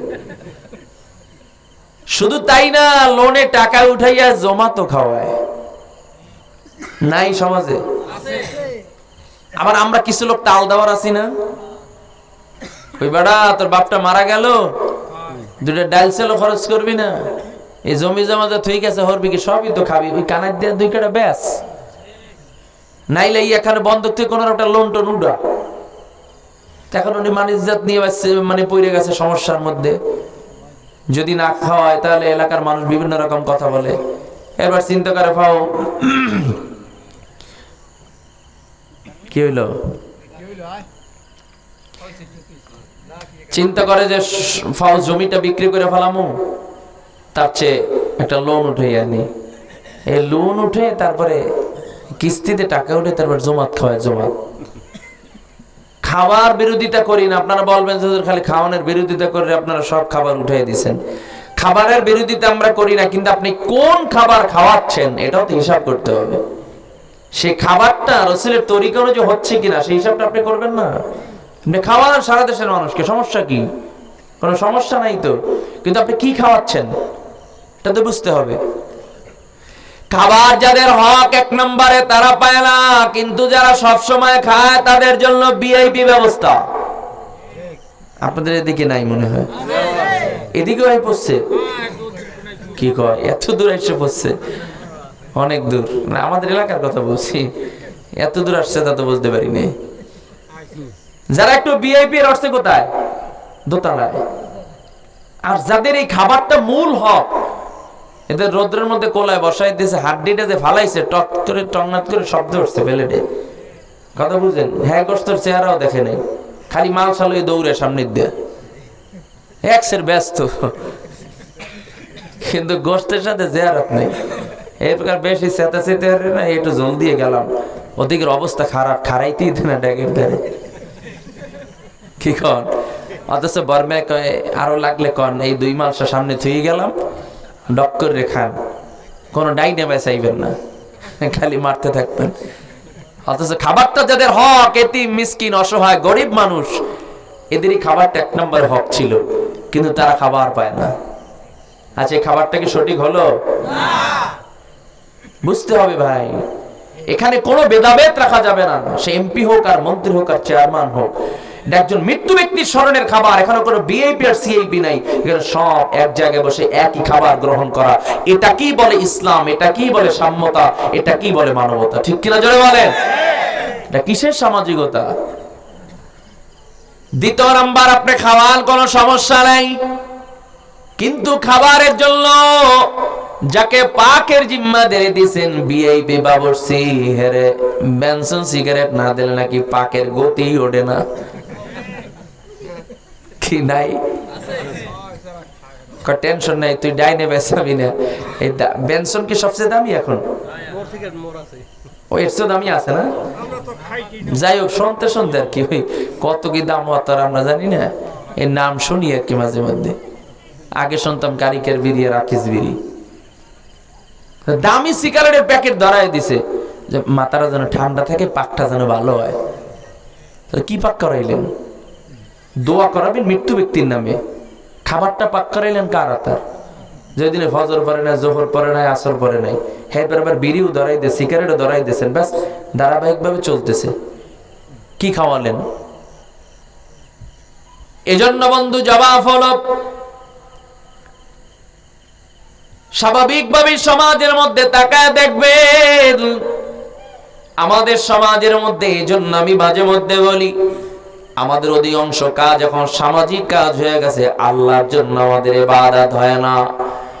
যে কারণে আমি অনেক সময় হয়তো আপনাদের আগেও বলেছি, আমি এটা বর্তমানে ধারণা অনুযায়ী বলতে চাই, বর্তমান জানাজার নামাজে যে মানুষগুলো দাঁড়ায়, সেই মানুষগুলো সবাই দোয়ার নিয়াতে দাঁড়ায় না, বরং 3 শ্রেণীতে মানুষ জানাজায় উপস্থিত হয়। কথা বল না কেন? 1 নম্বর দোয়ার উদ্দেশ্য উপস্থিত হয়, 2 নম্বরে সম্পর্ক ঠিক রাখার জন্য যায়, 3 নম্বরে খাবারের দাওয়াত পাওয়ার জন্য যায়। কারণ লাশ এখনো জানাজা হয় নাই, একটু দাঁড়ান 2 মিনিট। কি আগামী সোমবার 2টা ডায়াল সেল খরচ করব? আপনি মনে করছেন কি ভাই? অথচ আপনি এখন চিন্তা করেন যে আমি যদি মারা যাই তাহলে সব বন্ধ হয়ে যাবে, পাবলিক আর খাবার দাবার খাইবে না, ব্যবসা করবে না, চাকরি থাকবে না, দেশ শেষ। কি এইটা না? অথচ আপনার এখনো জানাজা হয় না, সবাই খাবারের জন্য পাগল। এখন পর্যন্ত আপনাকে আল্লাহর উপর সুপর্দ করা হলো না, জানাজাটা পড়া হলো না, এর আগেই খাবারের দাওয়াত দিয়ে দিস। কি মনে করেন? অর্থাৎ আপনাকে সামনে রেখা খাবারের জন্য পাগল, কিন্তু আপনার অবস্থা কি হবে সেই চিন্তা কিন্তু কারো মাথায় নেই। ভালো করে পরিচয় নিতে হবে দুনিয়া। রাগ করতেছেন অনেক বেশি নাকি? এই জানাজার নামাজে দাওয়াতের প্রচলন চালু হওয়ার কারণে এখন অধিকাংশ ব্যক্তিরাই দাওয়াতের উদ্দেশ্যে জানাজায় যায়। আবার খাবার শেষে একজন আর একজনের বলে, কি খবর আব্দুর রহিম? এখানে আবার আব্দুর রহিম কেউ থাকলে রাখেন না, যে মনে হয় আমার নামটাই। তোরে তো সেদিন জানা যায় দেখলাম না, তুই আজকে জমাতে আসছো, কারণটা কি? কি বলে না? কি তোরে তো সেদিন দেখলাম না, তুই আজকে জমাতে আইছো? কয় আসসালাম, পিছনের কাতারে দাঁড়ায় নিয়ে যেন দেখো নাই। কি এক আজীব অবস্থা। আর এক শ্রেণীর মানুষ যায় সম্পর্ক ঠিক রাখার জন্য, যদি জানাজা না যাই তাহলে দেখে ফালাবে জানাজা মুখে আসে নাই, ইতিহাসের পাতায় লিখবে আমার বাবার জানাজা মুখে পাই নাই। কাজে সম্পর্ক ঠিক রাখার জন্য নেতা হিসাবে, সামাজিক লোক হিসাবে সম্পর্ক ঠিক রাখার জন্য, ব্লাডের সম্পর্ক ঠিক রাখার জন্য যাওয়া লাগে, কিন্তু অন্তরে নিয়াত এখনো দোয়ার উদ্দেশ্যে ঘুরাতে পারে নাই। ঠিক কিনা জোরে বলে? আপনি যাবেন সব ঠিক থাকবে, কিন্তু নিয়তটা যদি ঘুরায় দেন, আমি দোয়ার উদ্দেশ্যে জানা যায় যাচ্ছি, সম্পর্ক থাকবে, দাওয়াতও থাকবে, দোয়াও হয়ে যাবে, সব হলো এখানের বিষয়। নিয়ত ঠিক করতে হবে। কাজের জন্য বন্ধু জবাব হলো আল্লাহ পাক রব্বুল আলামিন। আর একটু সময় চলবে, চলবে অল্প সময় না? ক্ষুধা লাগে না আপনাদের? ক্ষুধা লাগে না? আমি গোটা ছেড়ে খাইয়ে এসেছি, কথা বলছেন, সমস্যা নাই, আপনারা যদি থাকতে পারেন আমার সমস্যা নেই, প্রেশানি নাই ইনশাআল্লাহ। আর আবার রাখো নজর, আপনি তো খাইয়ে এসেছেন, আমাকে আটকাই ঝামেলা বাজাইছে। আপনারাও খাবেন ইনশাআল্লাহ বাসায় গিয়ে, যার যার রুচি মতো। এখানে তো খাবার আয়োজন নাই না? হ্যাঁ, যা আলহামদুলিল্লাহ, বাসায় গিয়ে পর্যাপ্ত পরিমাণে নিজের চাহিদা অনুযায়ী ইনশাআল্লাহ খাবেন। সবাইকে অনুমতি দেওয়া হলো, আল্লাহ কবুল করুক, সকলে বলি আমিন। না আমার দাওয়াত দিন না, ঝামেলায় বাঁচবেন। তাহলে বন্ধু এবার জবাব হলো, ঘুম আসতে আছে নাকি আপনাদের? আল্লাহ পাক রব্বুল আলামিন যে ইবাদতের কথা বলেছেন, আজকে আমাদের ইবাদত আল্লাহর জন্য হয় না, যার কারণে আমাদের মধ্যে পরিবর্তন নাই। নামাজ চলে, মিথ্যা কথাও চলে, এমন লোক সমাজে আছে না নাই? নামাজ পড়ে মসজিদ থেকে বের হইয়াই টুপিটারে বাস করে কোন জায়গায় ঢুকাইবে জায়গায় খোঁজ করে পায় না। যত রকম মিথ্যা সাক্ষী সব আল্লাহর বান্দার জবানে। নামাজ পড়ি বের হয়ে চিন্তা করে জমি কোন জায়গায় দিয়ে একটু বেশি নেওয়া যায়, আছে না নাই? এই যে আপনাদের এই যে মাঠে যে ধান চাষ করেন, যে জমি আছে, এটার কি বলেন আপনারা? মাঠ বলেন নাকি বিল বলেন? যাই মাঠ বলেন। এই মাঠে আপনাদের জমির একটা সীমানা আছে না? আইল এককাল ডাইরেক্ট বরিশাল হ্যাঁ বাসায় এই যে আইল কন কান্দি কন, এই যে সীমানা আছে, এই সীমানা কি ঠিকঠাক থাকে না প্রতি বছর ঠিক করা লাগে? প্রতি বছর ঠিক করা লাগে না? এইটা কি ফেরেশতারা লড়ায় নাকি কারা লড়ায়? কি এত পরিবর্তন কিভাবে হয়? 2 হাত 3 হাত 5 হাত ওদিক চলে গেছে। কি এত আপনার মানে সীমানার কিনারে এসে ব্যালেন্স হারাই ফেলেন? ও জায়গায় একটু স্বাভাবিক থাকতে পারেন না? এত দূর পরিমাণে পরিবর্তন কিভাবে হয়? তাহলে আপনার নামাজও চলতেছে, অন্যের জমি ঠেলাও চলতেছে, নামাজের দোষ নাই, বরং নামাজ যেভাবে পড়া উচিত সেই নামাজ আপনার হয় নাই। কারণ আল্লাহই তো বলেছেন ইন্নাস সালাতা তানহা আনিল ফাহশাই ওয়াল মুনকার। আল্লাহ তাগিদ দিয়া গ্যারান্টি দিয়া বলেছেন নিশ্চয়ই নিশ্চয়ই নামাজ অশ্লীল এবং খারাপ কাজ থেকে বান্দাকে ফিরায় দেয়। তাহলে তোমার নামাজ চলে, মিথ্যা কথাও চলে, নামাজ হয় নাই। তোমার নামাজও চলে, অন্যের জমি ঠেলাও চলে, নামাজ হয় নাই। তোমার নামাজ চলে, তুমি ভাইয়ের হক নষ্ট করো, তুমি এতিমের হক নষ্ট করো, নামাজ হয় নাই। এদিকে সমস্ত লোক নাই মনে হয়। আয় হায়, খোঁজ করে দেখেন এই যে সালিশি ব্যবস্থা যারা করে, অথবা একটু থানায় গিয়ে খাতাটা উল্টে দেখেন, একটু কোর্টে গিয়ে দেখেন, থানায় গিয়ে খাতাটা উল্টে দেখেন, অবস্থাটা কেমন, অবস্থাটা কেমন। এই জন্যই তো হাসরের ময়দানে মানুষগুলো ধরা খাওয়া যাবে। যারা জাহান্নামের সিদ্ধান্ত হয়ে যাবে তাদেরকে ফেরেশতারা জিজ্ঞাসা করবে, কি তোমাদের এই আজকের দশা কিসের জন্য? এই দশা কি লিখে এই ঘর? তোমাদের কাছে কি দুনিয়ায় কোনো নবী যায় নাই? তোমাদের কাছে কি কোনো কিতাব যায় নাই, কোনো দাওয়াত যায় নাই?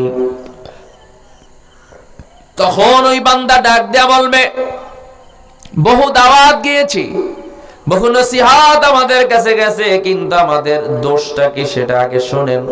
1 নাম্বার আমাদের দোষ হলো ক্বালু লাম নাকু মিনাল মুসাল্লিন। আমাদের 1 নাম্বার দোষ, আমরা দুনিয়ায় বসে নামাজি ছিলাম না।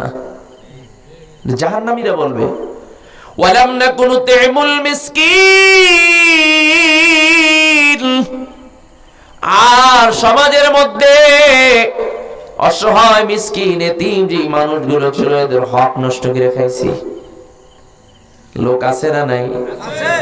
আয় হায়, কত এতিম মানুষ, বাবা নাই মা নাই, চাচার একটু জোর আছে, এখন ওরা এতিম এইটা পাওয়ার পরে জমি জমা কিছুই দেয় না, বরঞ্চ নিজেদের থাকার জায়গাটা পর্যন্ত অনেক সময় দেয় না, বাড়ির থেকে তাড়ায় দেয়। আছে না নাই? কত রকম জুলুম অত্যাচার করা হয়, হক নষ্ট করা হয়, সব কাঁধে কইরা নিয়ে হাসরের ময়দানে ওঠা লাগবে। এত সোজা নাই। জমি যতটুকু বাড়তি নেবেন না, এটা পাহাড় সমান ধারণ করে এটা কাঁধে নিয়ে তারপর হাসরের ময়দানে ওঠা লাগবে। কারণ এই দুনিয়ায় বসে যে যেই রকম, তার হাসরের ময়দানে সূরাতটা হবে সেই রকম। যারা ঠকবাজি করে, ঠকবাজি, এরা হাসরের ময়দানে বানরের সূরত উঠবে। বানরের চিনেন না? দেখেন নাই বানর? এসব চালাকি কিন্তু বানরের মধ্যে আছে। এই খাসলাত যে মানুষের মধ্যে থাকবে, এই মানুষগুলো হাসরের ময়দানে এই বানরের সুরত নিয়ে উঠবে। এত সোজা না যে জায়গায় হুজুরে কইছে কোন রকম এরাই যদি যাইতে পারি তাহলে ওদিক গেলেই তারপর রাস্তা ক্লিয়ার। কি কন, এই চিন্তা করেন অনেকে যে এই কোন রকম পার পেয়ে যাইতে পারলেই হয়। ও কবরের কথা, জান্নাত জাহান্নাম এরকম বহুত বয়ান শুনতে শুনতে আইছি।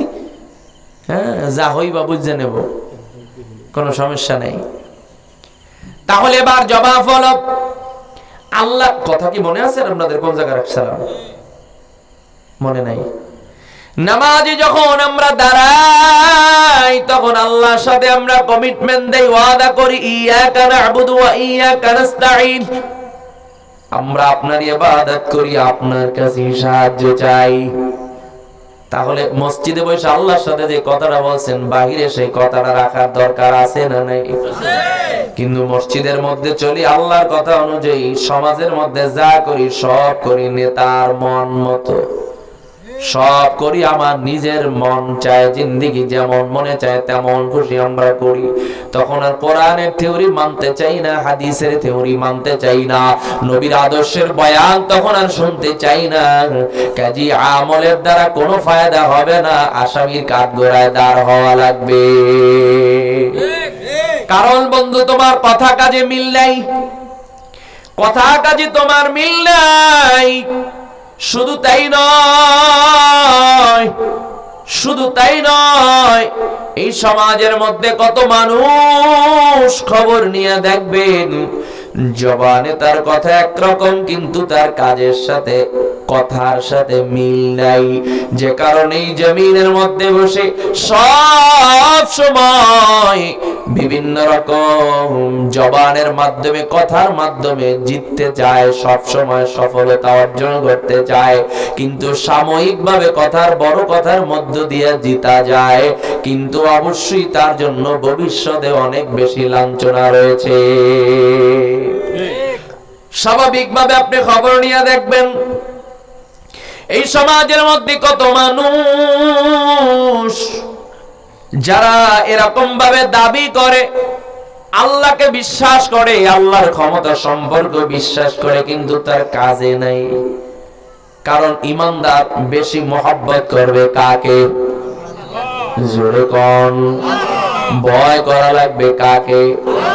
এই সমাজের মধ্যে মুসলমানের সন্তানই আল্লাহরে ভয় করে না, মুসলমানের সন্তান আল্লাহরে ভয় করে না, বরং আবার রমজান মাস আসলে একথাও বলে, আল্লাহরই ভয় পাই নাই, দুনিয়ার মানুষকে ভয় পাই আর কি হবে, দে ওপেনে চালু কইরা দে।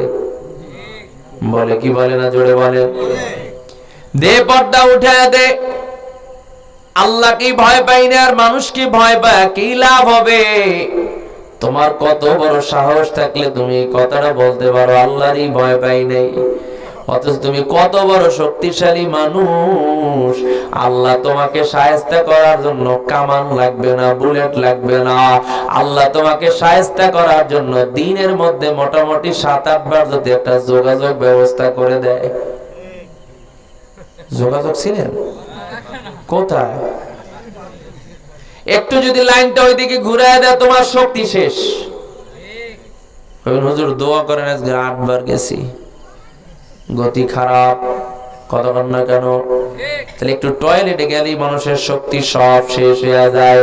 তাহলে তুমি কিভাবে এই শক্তি দিয়ে আবার বলো আল্লাহরই ভয় পাই না, মানুষে ভয় পায় কি লাভ?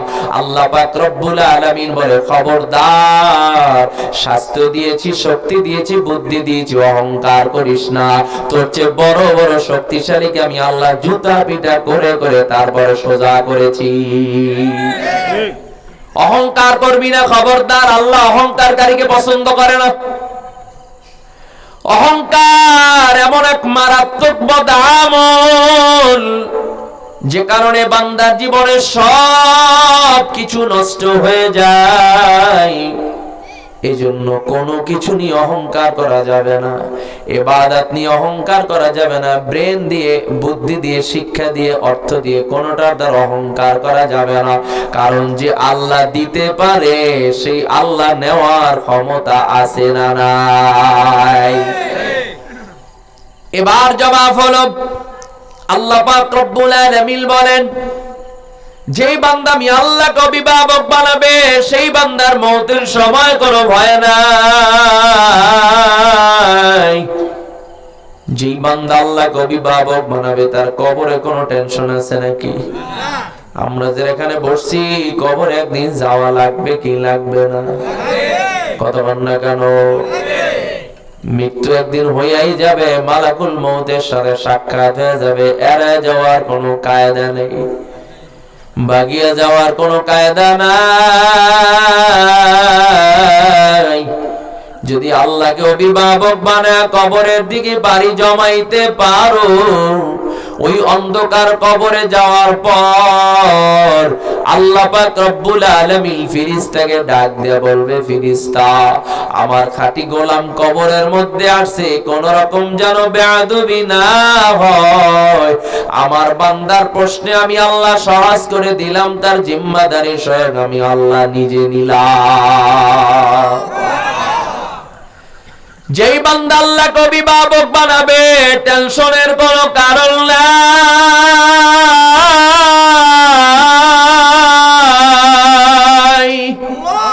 ওই বান্দা কবরে যাওয়ার পর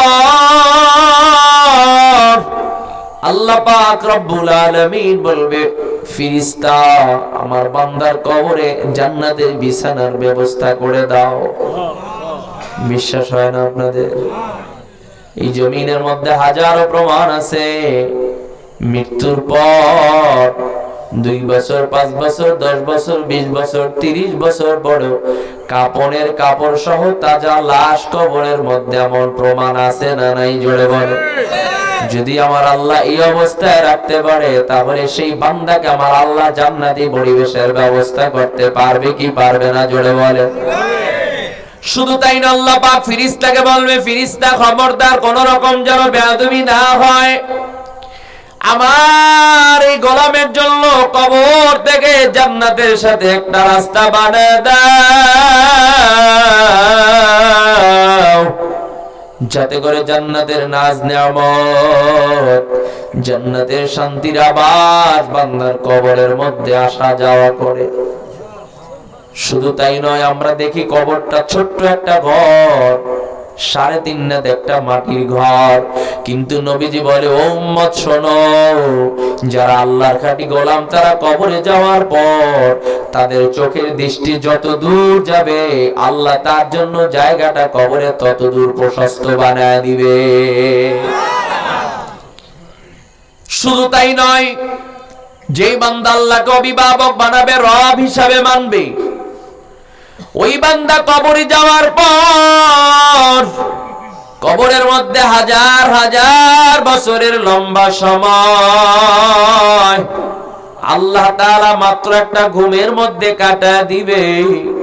বান্দা মনে করবে একদিন অথবা তার চেয়ে কম বেশি কিছু সময় আমি ঘুমিয়েছিলাম, কিন্তু নবী আলাইহিস সালাতু ওয়াস সালাম বলেন, দুনিয়া থেকে সর্বশেষ যিনি ইন্তেকাল করবে তাকেও কবরে থাকা লাগবে 40,000 বছর। কমপক্ষে 40,000 বছর কবরে জিন্দেগিতে থাকা লাগবে। কিন্তু যারা আল্লাহর খাঁটি গোলাম,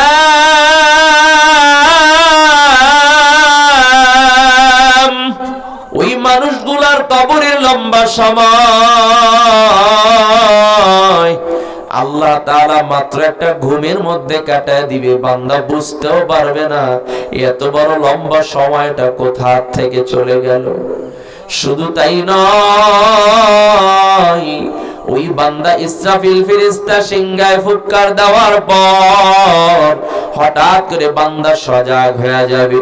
ফেরেশতাকে ডাক দিয়ে বলবে, ভাই সবে মাত্র ঘুমাইলাম, অল্প কিছু সময় ঘুমাইলাম, কে আমাকে জাগ্রত করলো, কে আমাকে সজাগ করলো? ফেরেশতা ডাক দিয়ে বলবে, আল্লাহর বান্দা সবে মাত্র ঘুমাও নাই, তোমার ঘুমের বয়স হয়েছে হাজার হাজার বছরের লম্বা সময়, কিন্তু তুমি মুমিন হওয়ার কারণে আল্লাহ একটা ঘুমের মধ্যে তোমার সময়টাকে কাটায় দিয়েছে, তুমি বুঝতে পারো নাই। কিন্তু বন্দে খান থেকে ভিন্ন জবাব, যারা দুনিয়ায় বসে আল্লাহর গোলামি করবে না, দুনিয়ায় বসে যারা নাফরমানি করবে, যারা কুফরি করবে, ওই মানুষগুলোর মৃত্যুর আগে সুসংবাদ তো দূরের কথা, হাদিসের মধ্যে আসছে যখন একজন নাফরমানকে গোসল করে কাপড়ে প্যাকেট বানায়া খাটিয়ায় উঠে জানাজা দিয়া যখন কবরের দিকে নিয়ে যায়, তখন ওই মাইয়া এত বিশাল আওয়াজ দিয়া দিয়া, বিকট আওয়াজ দিয়া দিয়া চিৎকার করতে থাকে আর ডাক দিয়া বলে, ও আমার সন্তান, ও আমার ভাই, তোরা আমাকে কোথায় নিয়ে যা,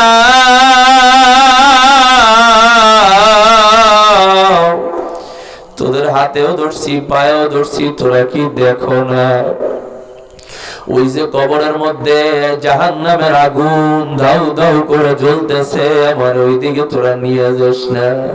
ওই যে দেখ কবরের মধ্যে জাহান্নামের সাপ আমার দিকে তাকায় রয়েছে, আমাকে নিয়ে যাস না, তোদের পায়ে ধরছি। নবীজি বলেন, ওই মাইয়াদের আওয়াজ যদি, ওই রুহুর আওয়াজ যদি গোটা পৃথিবীর কোন মানুষ শুনতে পেত, সংসার করতে পারত না, সব কিছু ফালায় জমলে চলিয়া যাইত। শুধু তাই নয়, নবী আলাইহিস সালাতু ওয়াস সালাম বলে, যারা কুফরি পন্থা অবলম্বন করবে, যারা নাফরমান, ওই বান্দাকে কবরের মধ্যে বিদায় দেওয়ার পর নবীজি বলেন, ও সাহাবীরা শোনো, আল কবরু রাওজাতুম মির রিয়াজিল জান্নাহ আও হুফরাতুম মিন হুফারিল্লাহ।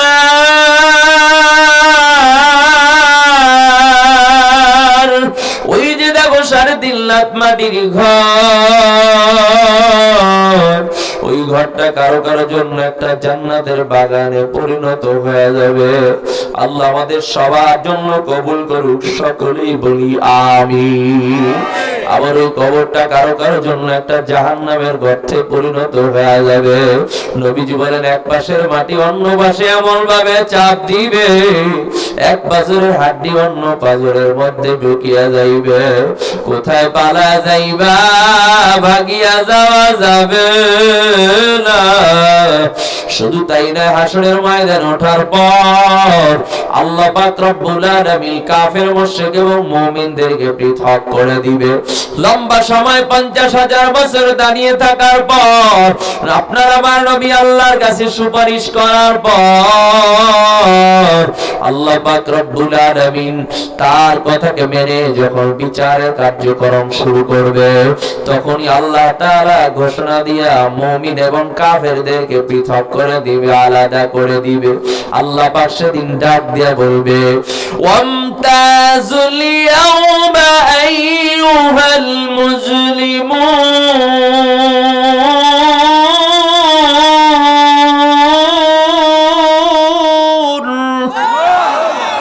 আল্লাহ ডাক দিয়া বলবেন, ও মুসলিমের দল, নাফরমানের দল, আজকে মুমিনদের থেকে পৃথক হয়ে যা, আলাদা হয়ে যা, আজকে আর এক জায়গায় থাকতে দেওয়া হবে না। দুনিয়ায় বসে নামাজি বেনামাজি এক জায়গায় চলছো, আমি আল্লাহ পৃথক করি নাই, কিন্তু আজকে হাসরের ময়দানে আর একত্রে থাকা যাবে না। মুমিনদেরকে আল্লাহ পৃথক করে আলাদা করে নিয়ে যাইবে। ওই হাসরের ময়দানে যারা ঈমানদার, যারা আল্লাহর খাঁটি গোলাম, তাদের আমলনামাটা ডান হাতে চলে আসবে। আমলনামাটা ডান হাতে আসাই মানুষের জান্নাতের সার্টিফিকেট পেয়ে যাওয়া। ওই বান্দা ওই জান্নাতের টিকিট নিয়ে, আমলনামা নিয়ে আত্মীয়-স্বজনের কাছে দৌড়াইবার, ডাক দিয়ে বলবে, দেখো আমার কপাল কত ভালো, আল্লাহ আমার আমলনামাটা ডান হাতে উঠায় দিয়েছে।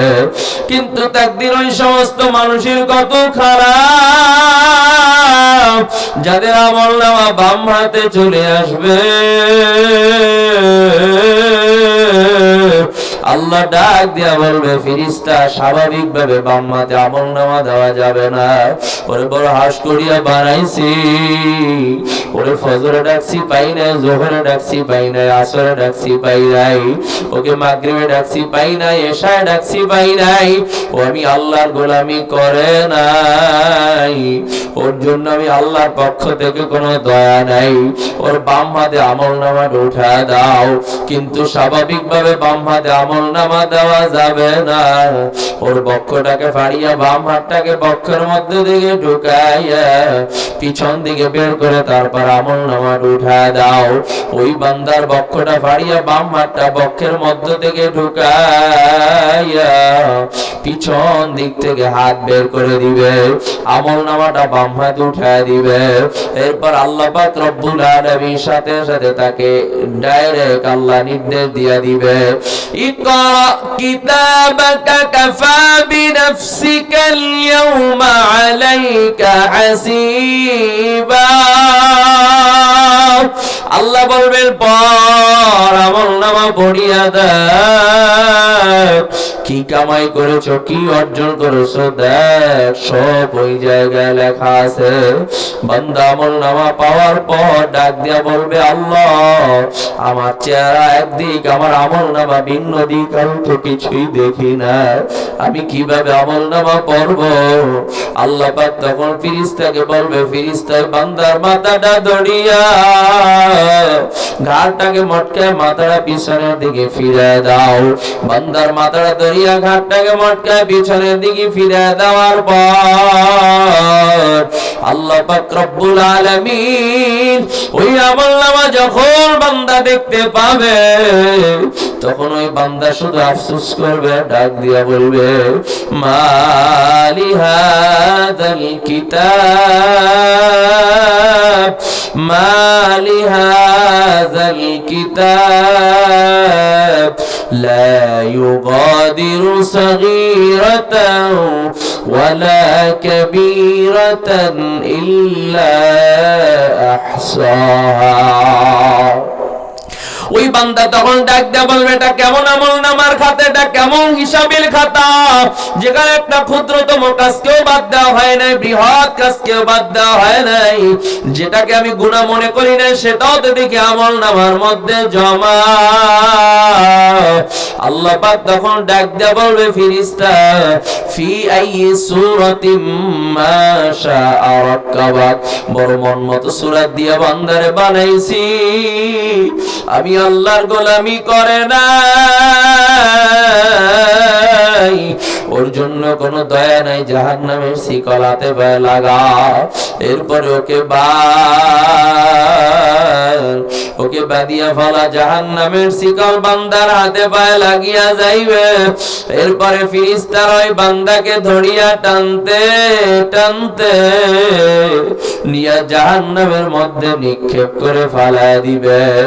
ওই জাহান্নামের আগুন কত কঠিন আগুন, 1000 বছর তা দেওয়ার পর যার বর্ণ হয়েছিল লাল বর্ণ, আবার 1000 বছর তাপ দেওয়ার পর যার বর্ণ হয়েছে সাদা বর্ণ। আল্লাহ তখন বললেন, বড় হাস করিয়া বান্দা বানাইছি, আর আমি আল্লাহর গোলামি করে না, কাজেই তবে হবে না, আবার 1000 বছর তাপ দাও, আবার 1000 বছর তাপ দেওয়া হলো। এখন জাহান্নামের আগুন হলো কালো ঘোর অন্ধকার, যেখানে জাহান্নামে একটা মানুষ যদি পড়ে যায় তার ডানে কে আছে বামে কে আছে কেউ দেখতেও পারবে না। আল্লাহ পাক রব্বুল আলামিন ওই কঠিন জাহান্নামের আগুন প্রস্তুত করিয়া রাখছে। মনে মনে চিন্তা করো কিভাবে সহ্য করবা। এই জন্য মনে বুঝায় ওরে মন, আজকের এই মাহফিলটা আমাদের কারোর জন্য জীবনের শেষ মাহফিল হতে পারে কি পারে না, জোরে বলেন। হয়তোবা বন্ধু আপনার আমার জানা নাই, কারোর জন্য হয়তোবা বাজারে কাপড়ের দোকানে কাপড়ের সব বস্তু দেওয়া রয়েছে জানা নেই, হয়তোবা কারোর জন্য মসজিদের বারান্দার চারপালা খাটিয়াটা বস্তু দেওয়া রয়েছে জানা নাই। আরে এমন হয়ে যাইতে পারে আগামীকাল সকালবেলা মসজিদের মাইকে লাল হয়ে যাইবে, অমুকে আর দুনিয়াতে নাই। একজন আর একজনের কাছে বলবে, খবর শুনছো, গতকাল যে হুজুর বয়ান করছে সে নাকি আজকে দুনিয়ায় নাই। গতকালকে এক জায়গায় বসে বয়ান শুনলাম, সেই ভাই নাকি আজকে দুনিয়ায় নাই। আর যার জন্য একবার খবর হয়ে যাবে আর কিন্তু কোনোদিন ফিরে আসা যাবে না। এই জন্য দুনিয়ার পরিচয় নেন, আখিরাতের পরিচয় নেন। এই যে কয়েক মাস আগে নোয়াখালী ফেনী এলাকায় পানি বন্যায় একতলা বিল্ডিং ও পানির নিচে চলে গেল, কত মানুষের জীবন শেষ হয়ে গেল। ওই সময় এক আল্লাহর বান্দাকে গোসল করাইয়া সাদা কাপড়ে প্যাকেট বানাইয়া তারপরে কাগজে লিখিয়া তার শরীরের উপরে রাখিয়া কলা গাছের বোর বানাইয়া জানাজা দিয়া লাশটাকে কলা গাছে ভাসায় দিয়েছে এবং কাগজে লিখিয়া দিয়েছে, যদি কোনো হৃদয়বান ব্যক্তির সামনে লাশটা পড়ে যায় অবশ্যই একটু মাটিতে দাফনের ব্যবস্থা করে দিয়ে। কার জন্য কি করলা রে বন্ধু? এই দুনিয়ায়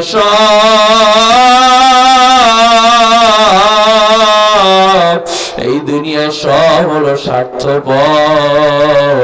তুমি যদি আজকে রাত্রে তোমার চক্ষু দুইটা বন্ধ হয়, তোমার ছেলে তোমার চেহারা দেখতে চাইবে না, তোমার মেয়েও দেখলে ভয় পায়, আব্বুর চেহারা দেখতে পারি না, তাহলে আমরা রাত্রে ঘুমাইতে পারবো না। যে স্ত্রীর জন্য কত কিছু করলাম, সেই স্ত্রী বলবে দ্রুত দাফনের ব্যবস্থা করে দাও, আর পাহারা দিতে পারবো না। কাজে দুনিয়া যার কথা বলো না কেন, আজকে রাত্রে যে চক্ষু দুইটা বন্ধ হয় সাথে সাথে মাথার নিচ থেকে বালিশটা টান দিয়ে সরায় নিয়ে যাবে। শুধু তাই না, তোমাকে আরামের জাজিমের বিছানায় শুয়ে থাকতে দেওয়া হবে না, হাতে হাতে ধরিয়া মাটির উপর একটা পাটি বিছাইয়া একদম সোজা করিয়া শুয়ে রাখবে। একটু তাকায় দেখো কেমন দেখায়। আল্লাহ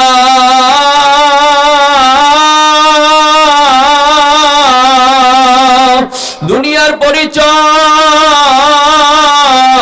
আজকে সেই দুনিয়ার জন্য আমরা পাগল। দুনিয়ার পিছনে পড়ে নামাজ পড়ার সময় হলো না, রোজা রাখার সময় হলো না, আল্লাহর গোলামি করার সময় হলো না। তুমি কি একবার বোঝো না, তোমার কবরে তো তুমি যাবা, তোমার কবরে দুনিয়ার কেউ যাবে না, কেউ যাবে না। এসেছিও একা, বিদায় হওয়া লাগবে একা। কাজী দুনিয়ার সব হলো স্বার্থপরের দল। আপনার আমার আপন মৌতে কবরে হাসরে মিজানে বলসিরাতে একমাত্র প্রথমে আপনার আমার আপন, তার নামটাকে একটু জোরে আওয়াজ দিয়া বলে। হয় না শাহাদাত আঙ্গুল উঁচু করে বলেন কে? আর জোরে আওয়াজ দিয়ে বলেন কে? ওই আল্লাহ বলেন লা তাখুযুহু সিনাতুন ওয়ালা নাওম। বান্দা আমি আল্লাহর ঘুমও নাই, তন্দ্রাও নাই, সব সময় তোদের দিকে কুদরতি নজরটা ফেলায় রাখি। তুই যখন মুসিবতে পড়িয়া ডাক দিস, আল্লাহ আমারে বাঁচাও, আল্লাহ আমারে বাঁচাও, দুনিয়ার কেউ তোকে বাঁচানোর জন্য কিনারায় আসে নাই। ওই বিপদের সময় তোকে যে বাঁচাইছিলাম সে হলাম আমি আল্লাহ। কাজেই জন্য আপনাদের অনুরোধ জানাতে চাই, ওই আল্লাহর গোলামি করার দরকার আছে না নাই? জোরে আওয়াজ দিয়া বলেন। ওই নবীর তরিকা অনুযায়ী চলার দরকার আছে না নাই? যেই নবীর সুপারিশ ছাড়া জান্নাতে যাওয়া যাবে না, ওই নবীর ভালোবাসা মুহাব্বত সুন্নতের আমল করার দরকার আছে না নাই? জোরে আওয়াজ দিয়ে বলেন। আপনার আমার নবী মদিনাতুল মুনাওয়ারায় ঘুমায়, জিন্দা নবী হায়াতুল নবী মদিনাতুল মুনাওয়ারায় বসে উম্মতের জন্য কান্না করে করে কবরের মাটি ভিজায়। ওই নবী মদিনাতুল মুনাওয়ারায় ওই নবীর আদর্শ জীবনে তোমার এখন লাগায়া দাও। এখন কত বয়স হয়ে গেল, নবীর আদর্শ মানতে তোমার ভালো লাগে না। যদি তুমি নবীর খাঁটি আশিক হও, জীবন চলে যাবে, তারপর নবীর কলিজায় তুমি আঘাত দিতে পারো না।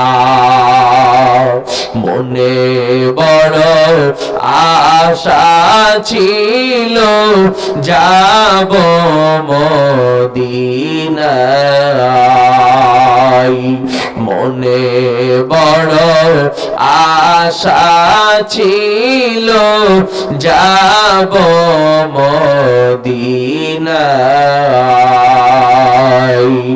সালাম আমি করব গিয়ে, সালাম আমি করব গিয়ে নবীর রওজায়। মনে বড় আশা ছিল যাব মদিনায়।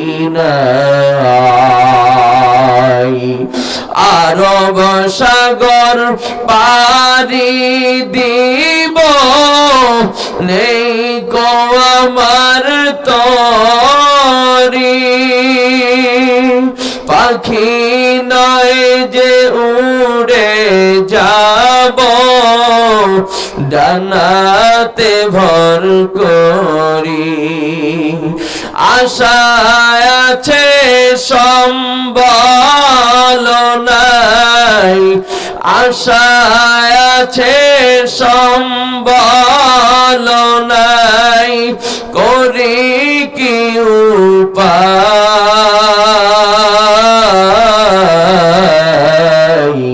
মনে বড় আশা ছিল যাব মদিনায়।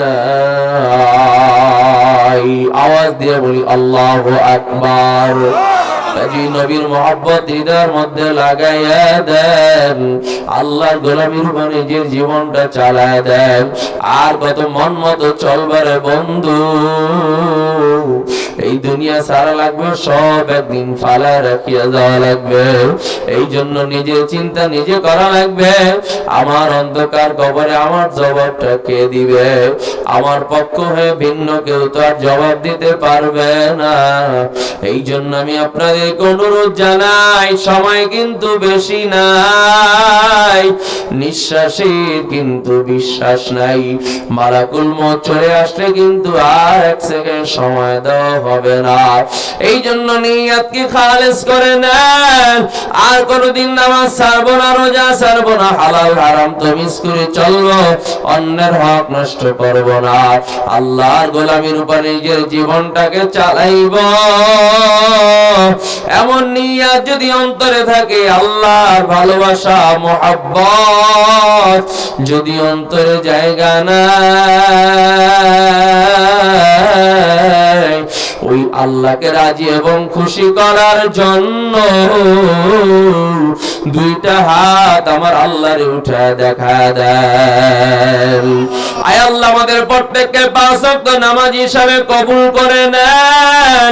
রমজানে রোজা রাখার তৌফিক দিয়ে দেন, হালাল হারাম তমিজ করে চলার তৌফিক দিয়ে দেন। আয় আল্লাহ যুবক বন্ধুরা যারা বসা আছে নবীর মুহাব্বতে, আয় আল্লাহ এদেরকে দিনের খাদিম হিসেবে কবুল করে নেন। যেদিন দুনিয়া থেকে বিদায় হইব, ঈমানের মতো দৌলত নিয়ে দুনিয়া থেকে বিদায় হওয়ার তৌফিক দান করেন। সবাই বলি আমিন। বেজার হয়ে আমরা কবর জিয়ারতের নিয়তে সকলে সূরা ফাতিহা একবার, সূরা ইখলাস 3 বার, কয়েকবার দুরূদ শরীফ পড়ি।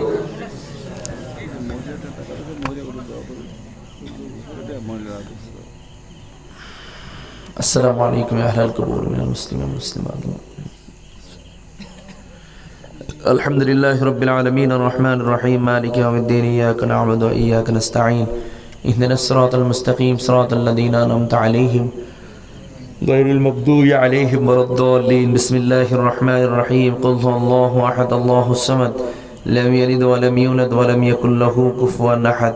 বিসমিল্লাহির রহমানির রহিম কুল হুয়াল্লাহু আহাদ আল্লাহুস সামাদ লাম ইয়ালিদ ওয়া লাম ইউলাদ ওয়া লাম ইয়াকুল লাহু কুফুয়ান আহাদ বিসমিল্লাহির রহমানির রহিম কুল হুয়াল্লাহু আহাদ আল্লাহুস সামাদ লাম ইয়ালিদ ওয়া লাম ইউলাদ ওয়া লাম ইয়াকুল লাহু কুফুয়ান আহাদ اللهم صل على سيدنا ونبينا وشفيعنا وحبيبنا ومولانا محمد صلى الله عليه وعلى آله وأصحابه وبارك وسلم جوان كل محبت درود پڑھی اللهم صل على سيدنا ونبينا وشفيعنا وحبيبنا ومولانا محمد صلى الله عليه وعلى آله وأصحابه وبارك وسلم الصلاة والسلام عليك يا رسول الله الصلاة والسلام عليك يا حبيب الله الصلاة والسلام عليك يا شافع المذنبين الصلاة والسلام عليك يا رحمة للعالمين اللهم آمين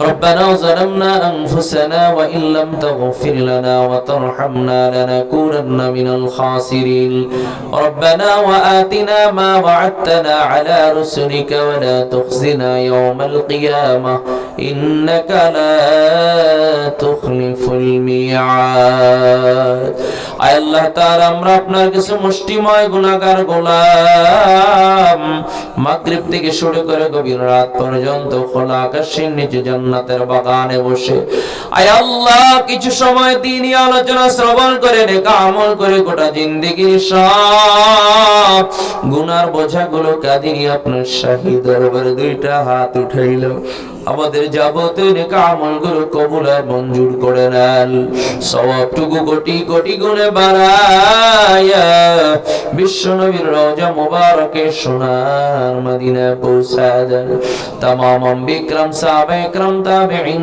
তাবিঈন মুতাকদ্দিমিন মুতাআখিরিন সালফে সালিহিন বুজুর্গান দিল পীর মাশায়েখ উস্তাদ শাগরিদ বন্ধু বান্ধব যারা বিদায় অন্ধকার কবরে আল্লাহ তাদের সবার রূহুর বাহাদিয়া পৌঁছে দেন খাস এলাকার মধ্যে মাইকের আওয়াজ যত দূর যায় যত মুমিন মুসলমান অন্ধকার কবরে চলে গেছে আল্লাহ সবার কবরকে জান্নাতের বাগান বানায় দেন যারা যে বাড়ি থেকে আসলাম যাদের বাড়ির মধ্যে যত মর্দেগান কবরে শায়িত আল্লাহ সবার রূহুর বাহাদিয়া পৌঁছে দেন আয় আল্লাহ মজলিসে যারা হাত উঠাইলাম জানি না কে যেন মা হারায় এতিম কে যেন বাবা হারায় এতিম কত মানুষ আব্বু আব্বু বলিয়া ডাকে আম্মু বলিয়া ডাকে কতদিন হয়ে গেল মায়ের দেখা হলো না বাবাকে আর ডাক দেওয়া হলো না ওই জনম দুঃখিনী মা বাবা ডাক দেয়া বলে সন্তান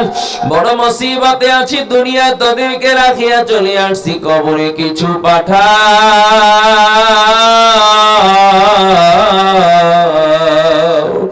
জোয়ারের পানিতে কবরটা ভরিয়া যায় বাটি লাগলে আবার শুকায় যায় বৃষ্টির পানি গড়ায় গড়ায় কবরটা ভরিয়া যায় রে সন্তান কই তথাপি তো জাহান্নামের আগুন নিভল না আজকে মাহফিলে যাও আমাদের জন্য কিছু পাঠাও ওই জনম দুঃখিনী মা বাবাকে যারা সাদা পাতলা কাপড়ে প্যাকেটে বানায়া ওই কারামাতির ঘরে বিদায় দিয়া তোমার দুয়ারে দুইটা হাত উঠাইলাম সন্তানের মোনাজাতের ওসিলায় মা বাবার জিন্দেগির সব গুনাহগুলা মাফ করে দেন আল্লাহ তাদের কবর গুলাকে জান্নাতের বাগান বানিয়ে দেন আয় আল্লাহ খাস করে আমাদের আত্মীয় স্বজনের মধ্য থেকে ভাই বোন দাদা দাদি নানা নানি শ্বশুর শাশুড়ি বংশ থেকে যারাই অন্ধকার কবরে সবার অনুপার হাদিয়া পৌঁছায় দেন আয় আল্লাহ আমরা যারা হাত উঠাইলাম আমাদের মধ্যে অনেক অসুস্থ আছে আল্লাহ সুস্থতা দান করে দেন আল্লাহ আপনি তো ভালো করে জানেন আপনি তো ডাক্তারের ডাক্তার সকল প্রকার বিমার থেকে আমাদের সবাইকে আপনি সুস্থতা দান করে দেন দেন। আল্লাহ আবু হানিফ ভাই অনেক অসুস্থ, আল্লাহ তাকে পরিপূর্ণ সুস্থতা দান করে দেন। আল্লাহ তার আহলিয়া অসুস্থ, আল্লাহ তাকে পরিপূর্ণ সুস্থতা দান করে দেন। দ্বীনের কাজ বেশি বেশি পরিমাণে করার তৌফিক দিয়ে দেন। আয় আল্লাহ যাবতীয় জরুরত আপনার গায়বী খাজানা থেকে পুরা করে দেন। আল্লাহ এই মাহফিলে অনেক মা বোনেরা সহযোগিতা করেছে, তাদেরকে আল্লাহ আপনি দ্বীনের জন্য কবুল করে নেন। তাদের যত আত্মীয় স্বজন অন্ধকার কবরে সবার কবরকে জান্নাতের বাগান বানায় দেন। এই মাহফিলে যারা অর্থ দিয়া, বুদ্ধি দিয়া, পরামর্শ দিয়া, সময় দিয়া যারা সহযোগিতা করলো, সবার সহযোগিতা দ্বীনের জন্য কবুল করে নেন। আয় আল্লাহ এলাকার উপর আপনি খাস রহমত নাজিল করে দেন। আসমানি বালা, জমিনি বালা, হাওয়াই বালা, সকল প্রকার বালা মুসিবত থেকে আপনি হেফাজত করে নেন। মাহফিলকে কিয়ামত পর্যন্ত কবুল করে নেন। মসজিদকে আপনি কিয়ামত পর্যন্ত কবুল করে নেন। কমিটি মুসল্লি এলাকার প্রত্যেকটা মুসলমানকে দ্বীনের জন্য কবুল করে নেন। আয় আল্লাহ খাস করে আপনার কাছে ফরিয়াদ, জীবনে একবার হলো কাবা বাইতুল্লাহর কিনারায় দাঁড়াইবার তৌফিক দিয়ে দেন। জীবনে একবার হলো আপনার বন্ধুর রওজার কিনারায় দাঁড়াইয়া একবারের জন্য হলো একটু সালাম দেওয়ার তৌফিক দিয়ে দেন। আয় আল্লাহ আমাদের সামনে রমজান মাস আসতেছে, আল্লাহ রমজানের রোজা রাখার মতো তৌফিক দিয়ে দেন। আয় আল্লাহ আপনার হুকুম নবীর তরিকার উপরে জিন্দেগি পরিচালনা করার তৌফিক দিয়ে দেন। আল্লাহুম্মা বারিক লানা ফি রজব ওয়া শাবান ওয়া বাল্লিগনা রমাদান। আয় আল্লাহ আমাদের অনেকের মনের মধ্যে অনেক ব্যথা আল্লাহ বলতে পারে না, যার মনে যত রকম ব্যথা আল্লাহ আপনি দূর করে দেন। আল্লাহ সবাইকে আপনার খাঁটি গোলাম হিসেবে কবুল করে নেন। কমিটি করা হলো কবুল করে নেন। আল্লাহ এদের মাধ্যমে দ্বীনের দাওয়াত ছড়ায় দিতে পারে, আল্লাহ সেই তৌফিক সবাইকে দান করে দেন। আল্লাহ আমাকেও আপনি দ্বীনের জন্য কবুল করে নেন। অন্তর থেকে হিংসা রিয়া তাকাব্বুরি আপনি দূর করে দেন। আয় আল্লাহ যেদিন দুনিয়া থেকে বিদায় হইব, আপনার নাম জপতে জপতে বিদায় হতে পারি তৌফিক দিয়া দেন। যে যে নেক নিয়তে দোয়া চেয়েছে সবার নিয়তকে আপনি কবুল করে নেন। আল্লাহুম্মা জাআলনি ফি আইনি সাগীরা ওয়া ফি আ'য়ুনিন নাসি কাবীরা রব্বিরহামহুমা কামা রব্বায়ানি সাগীরা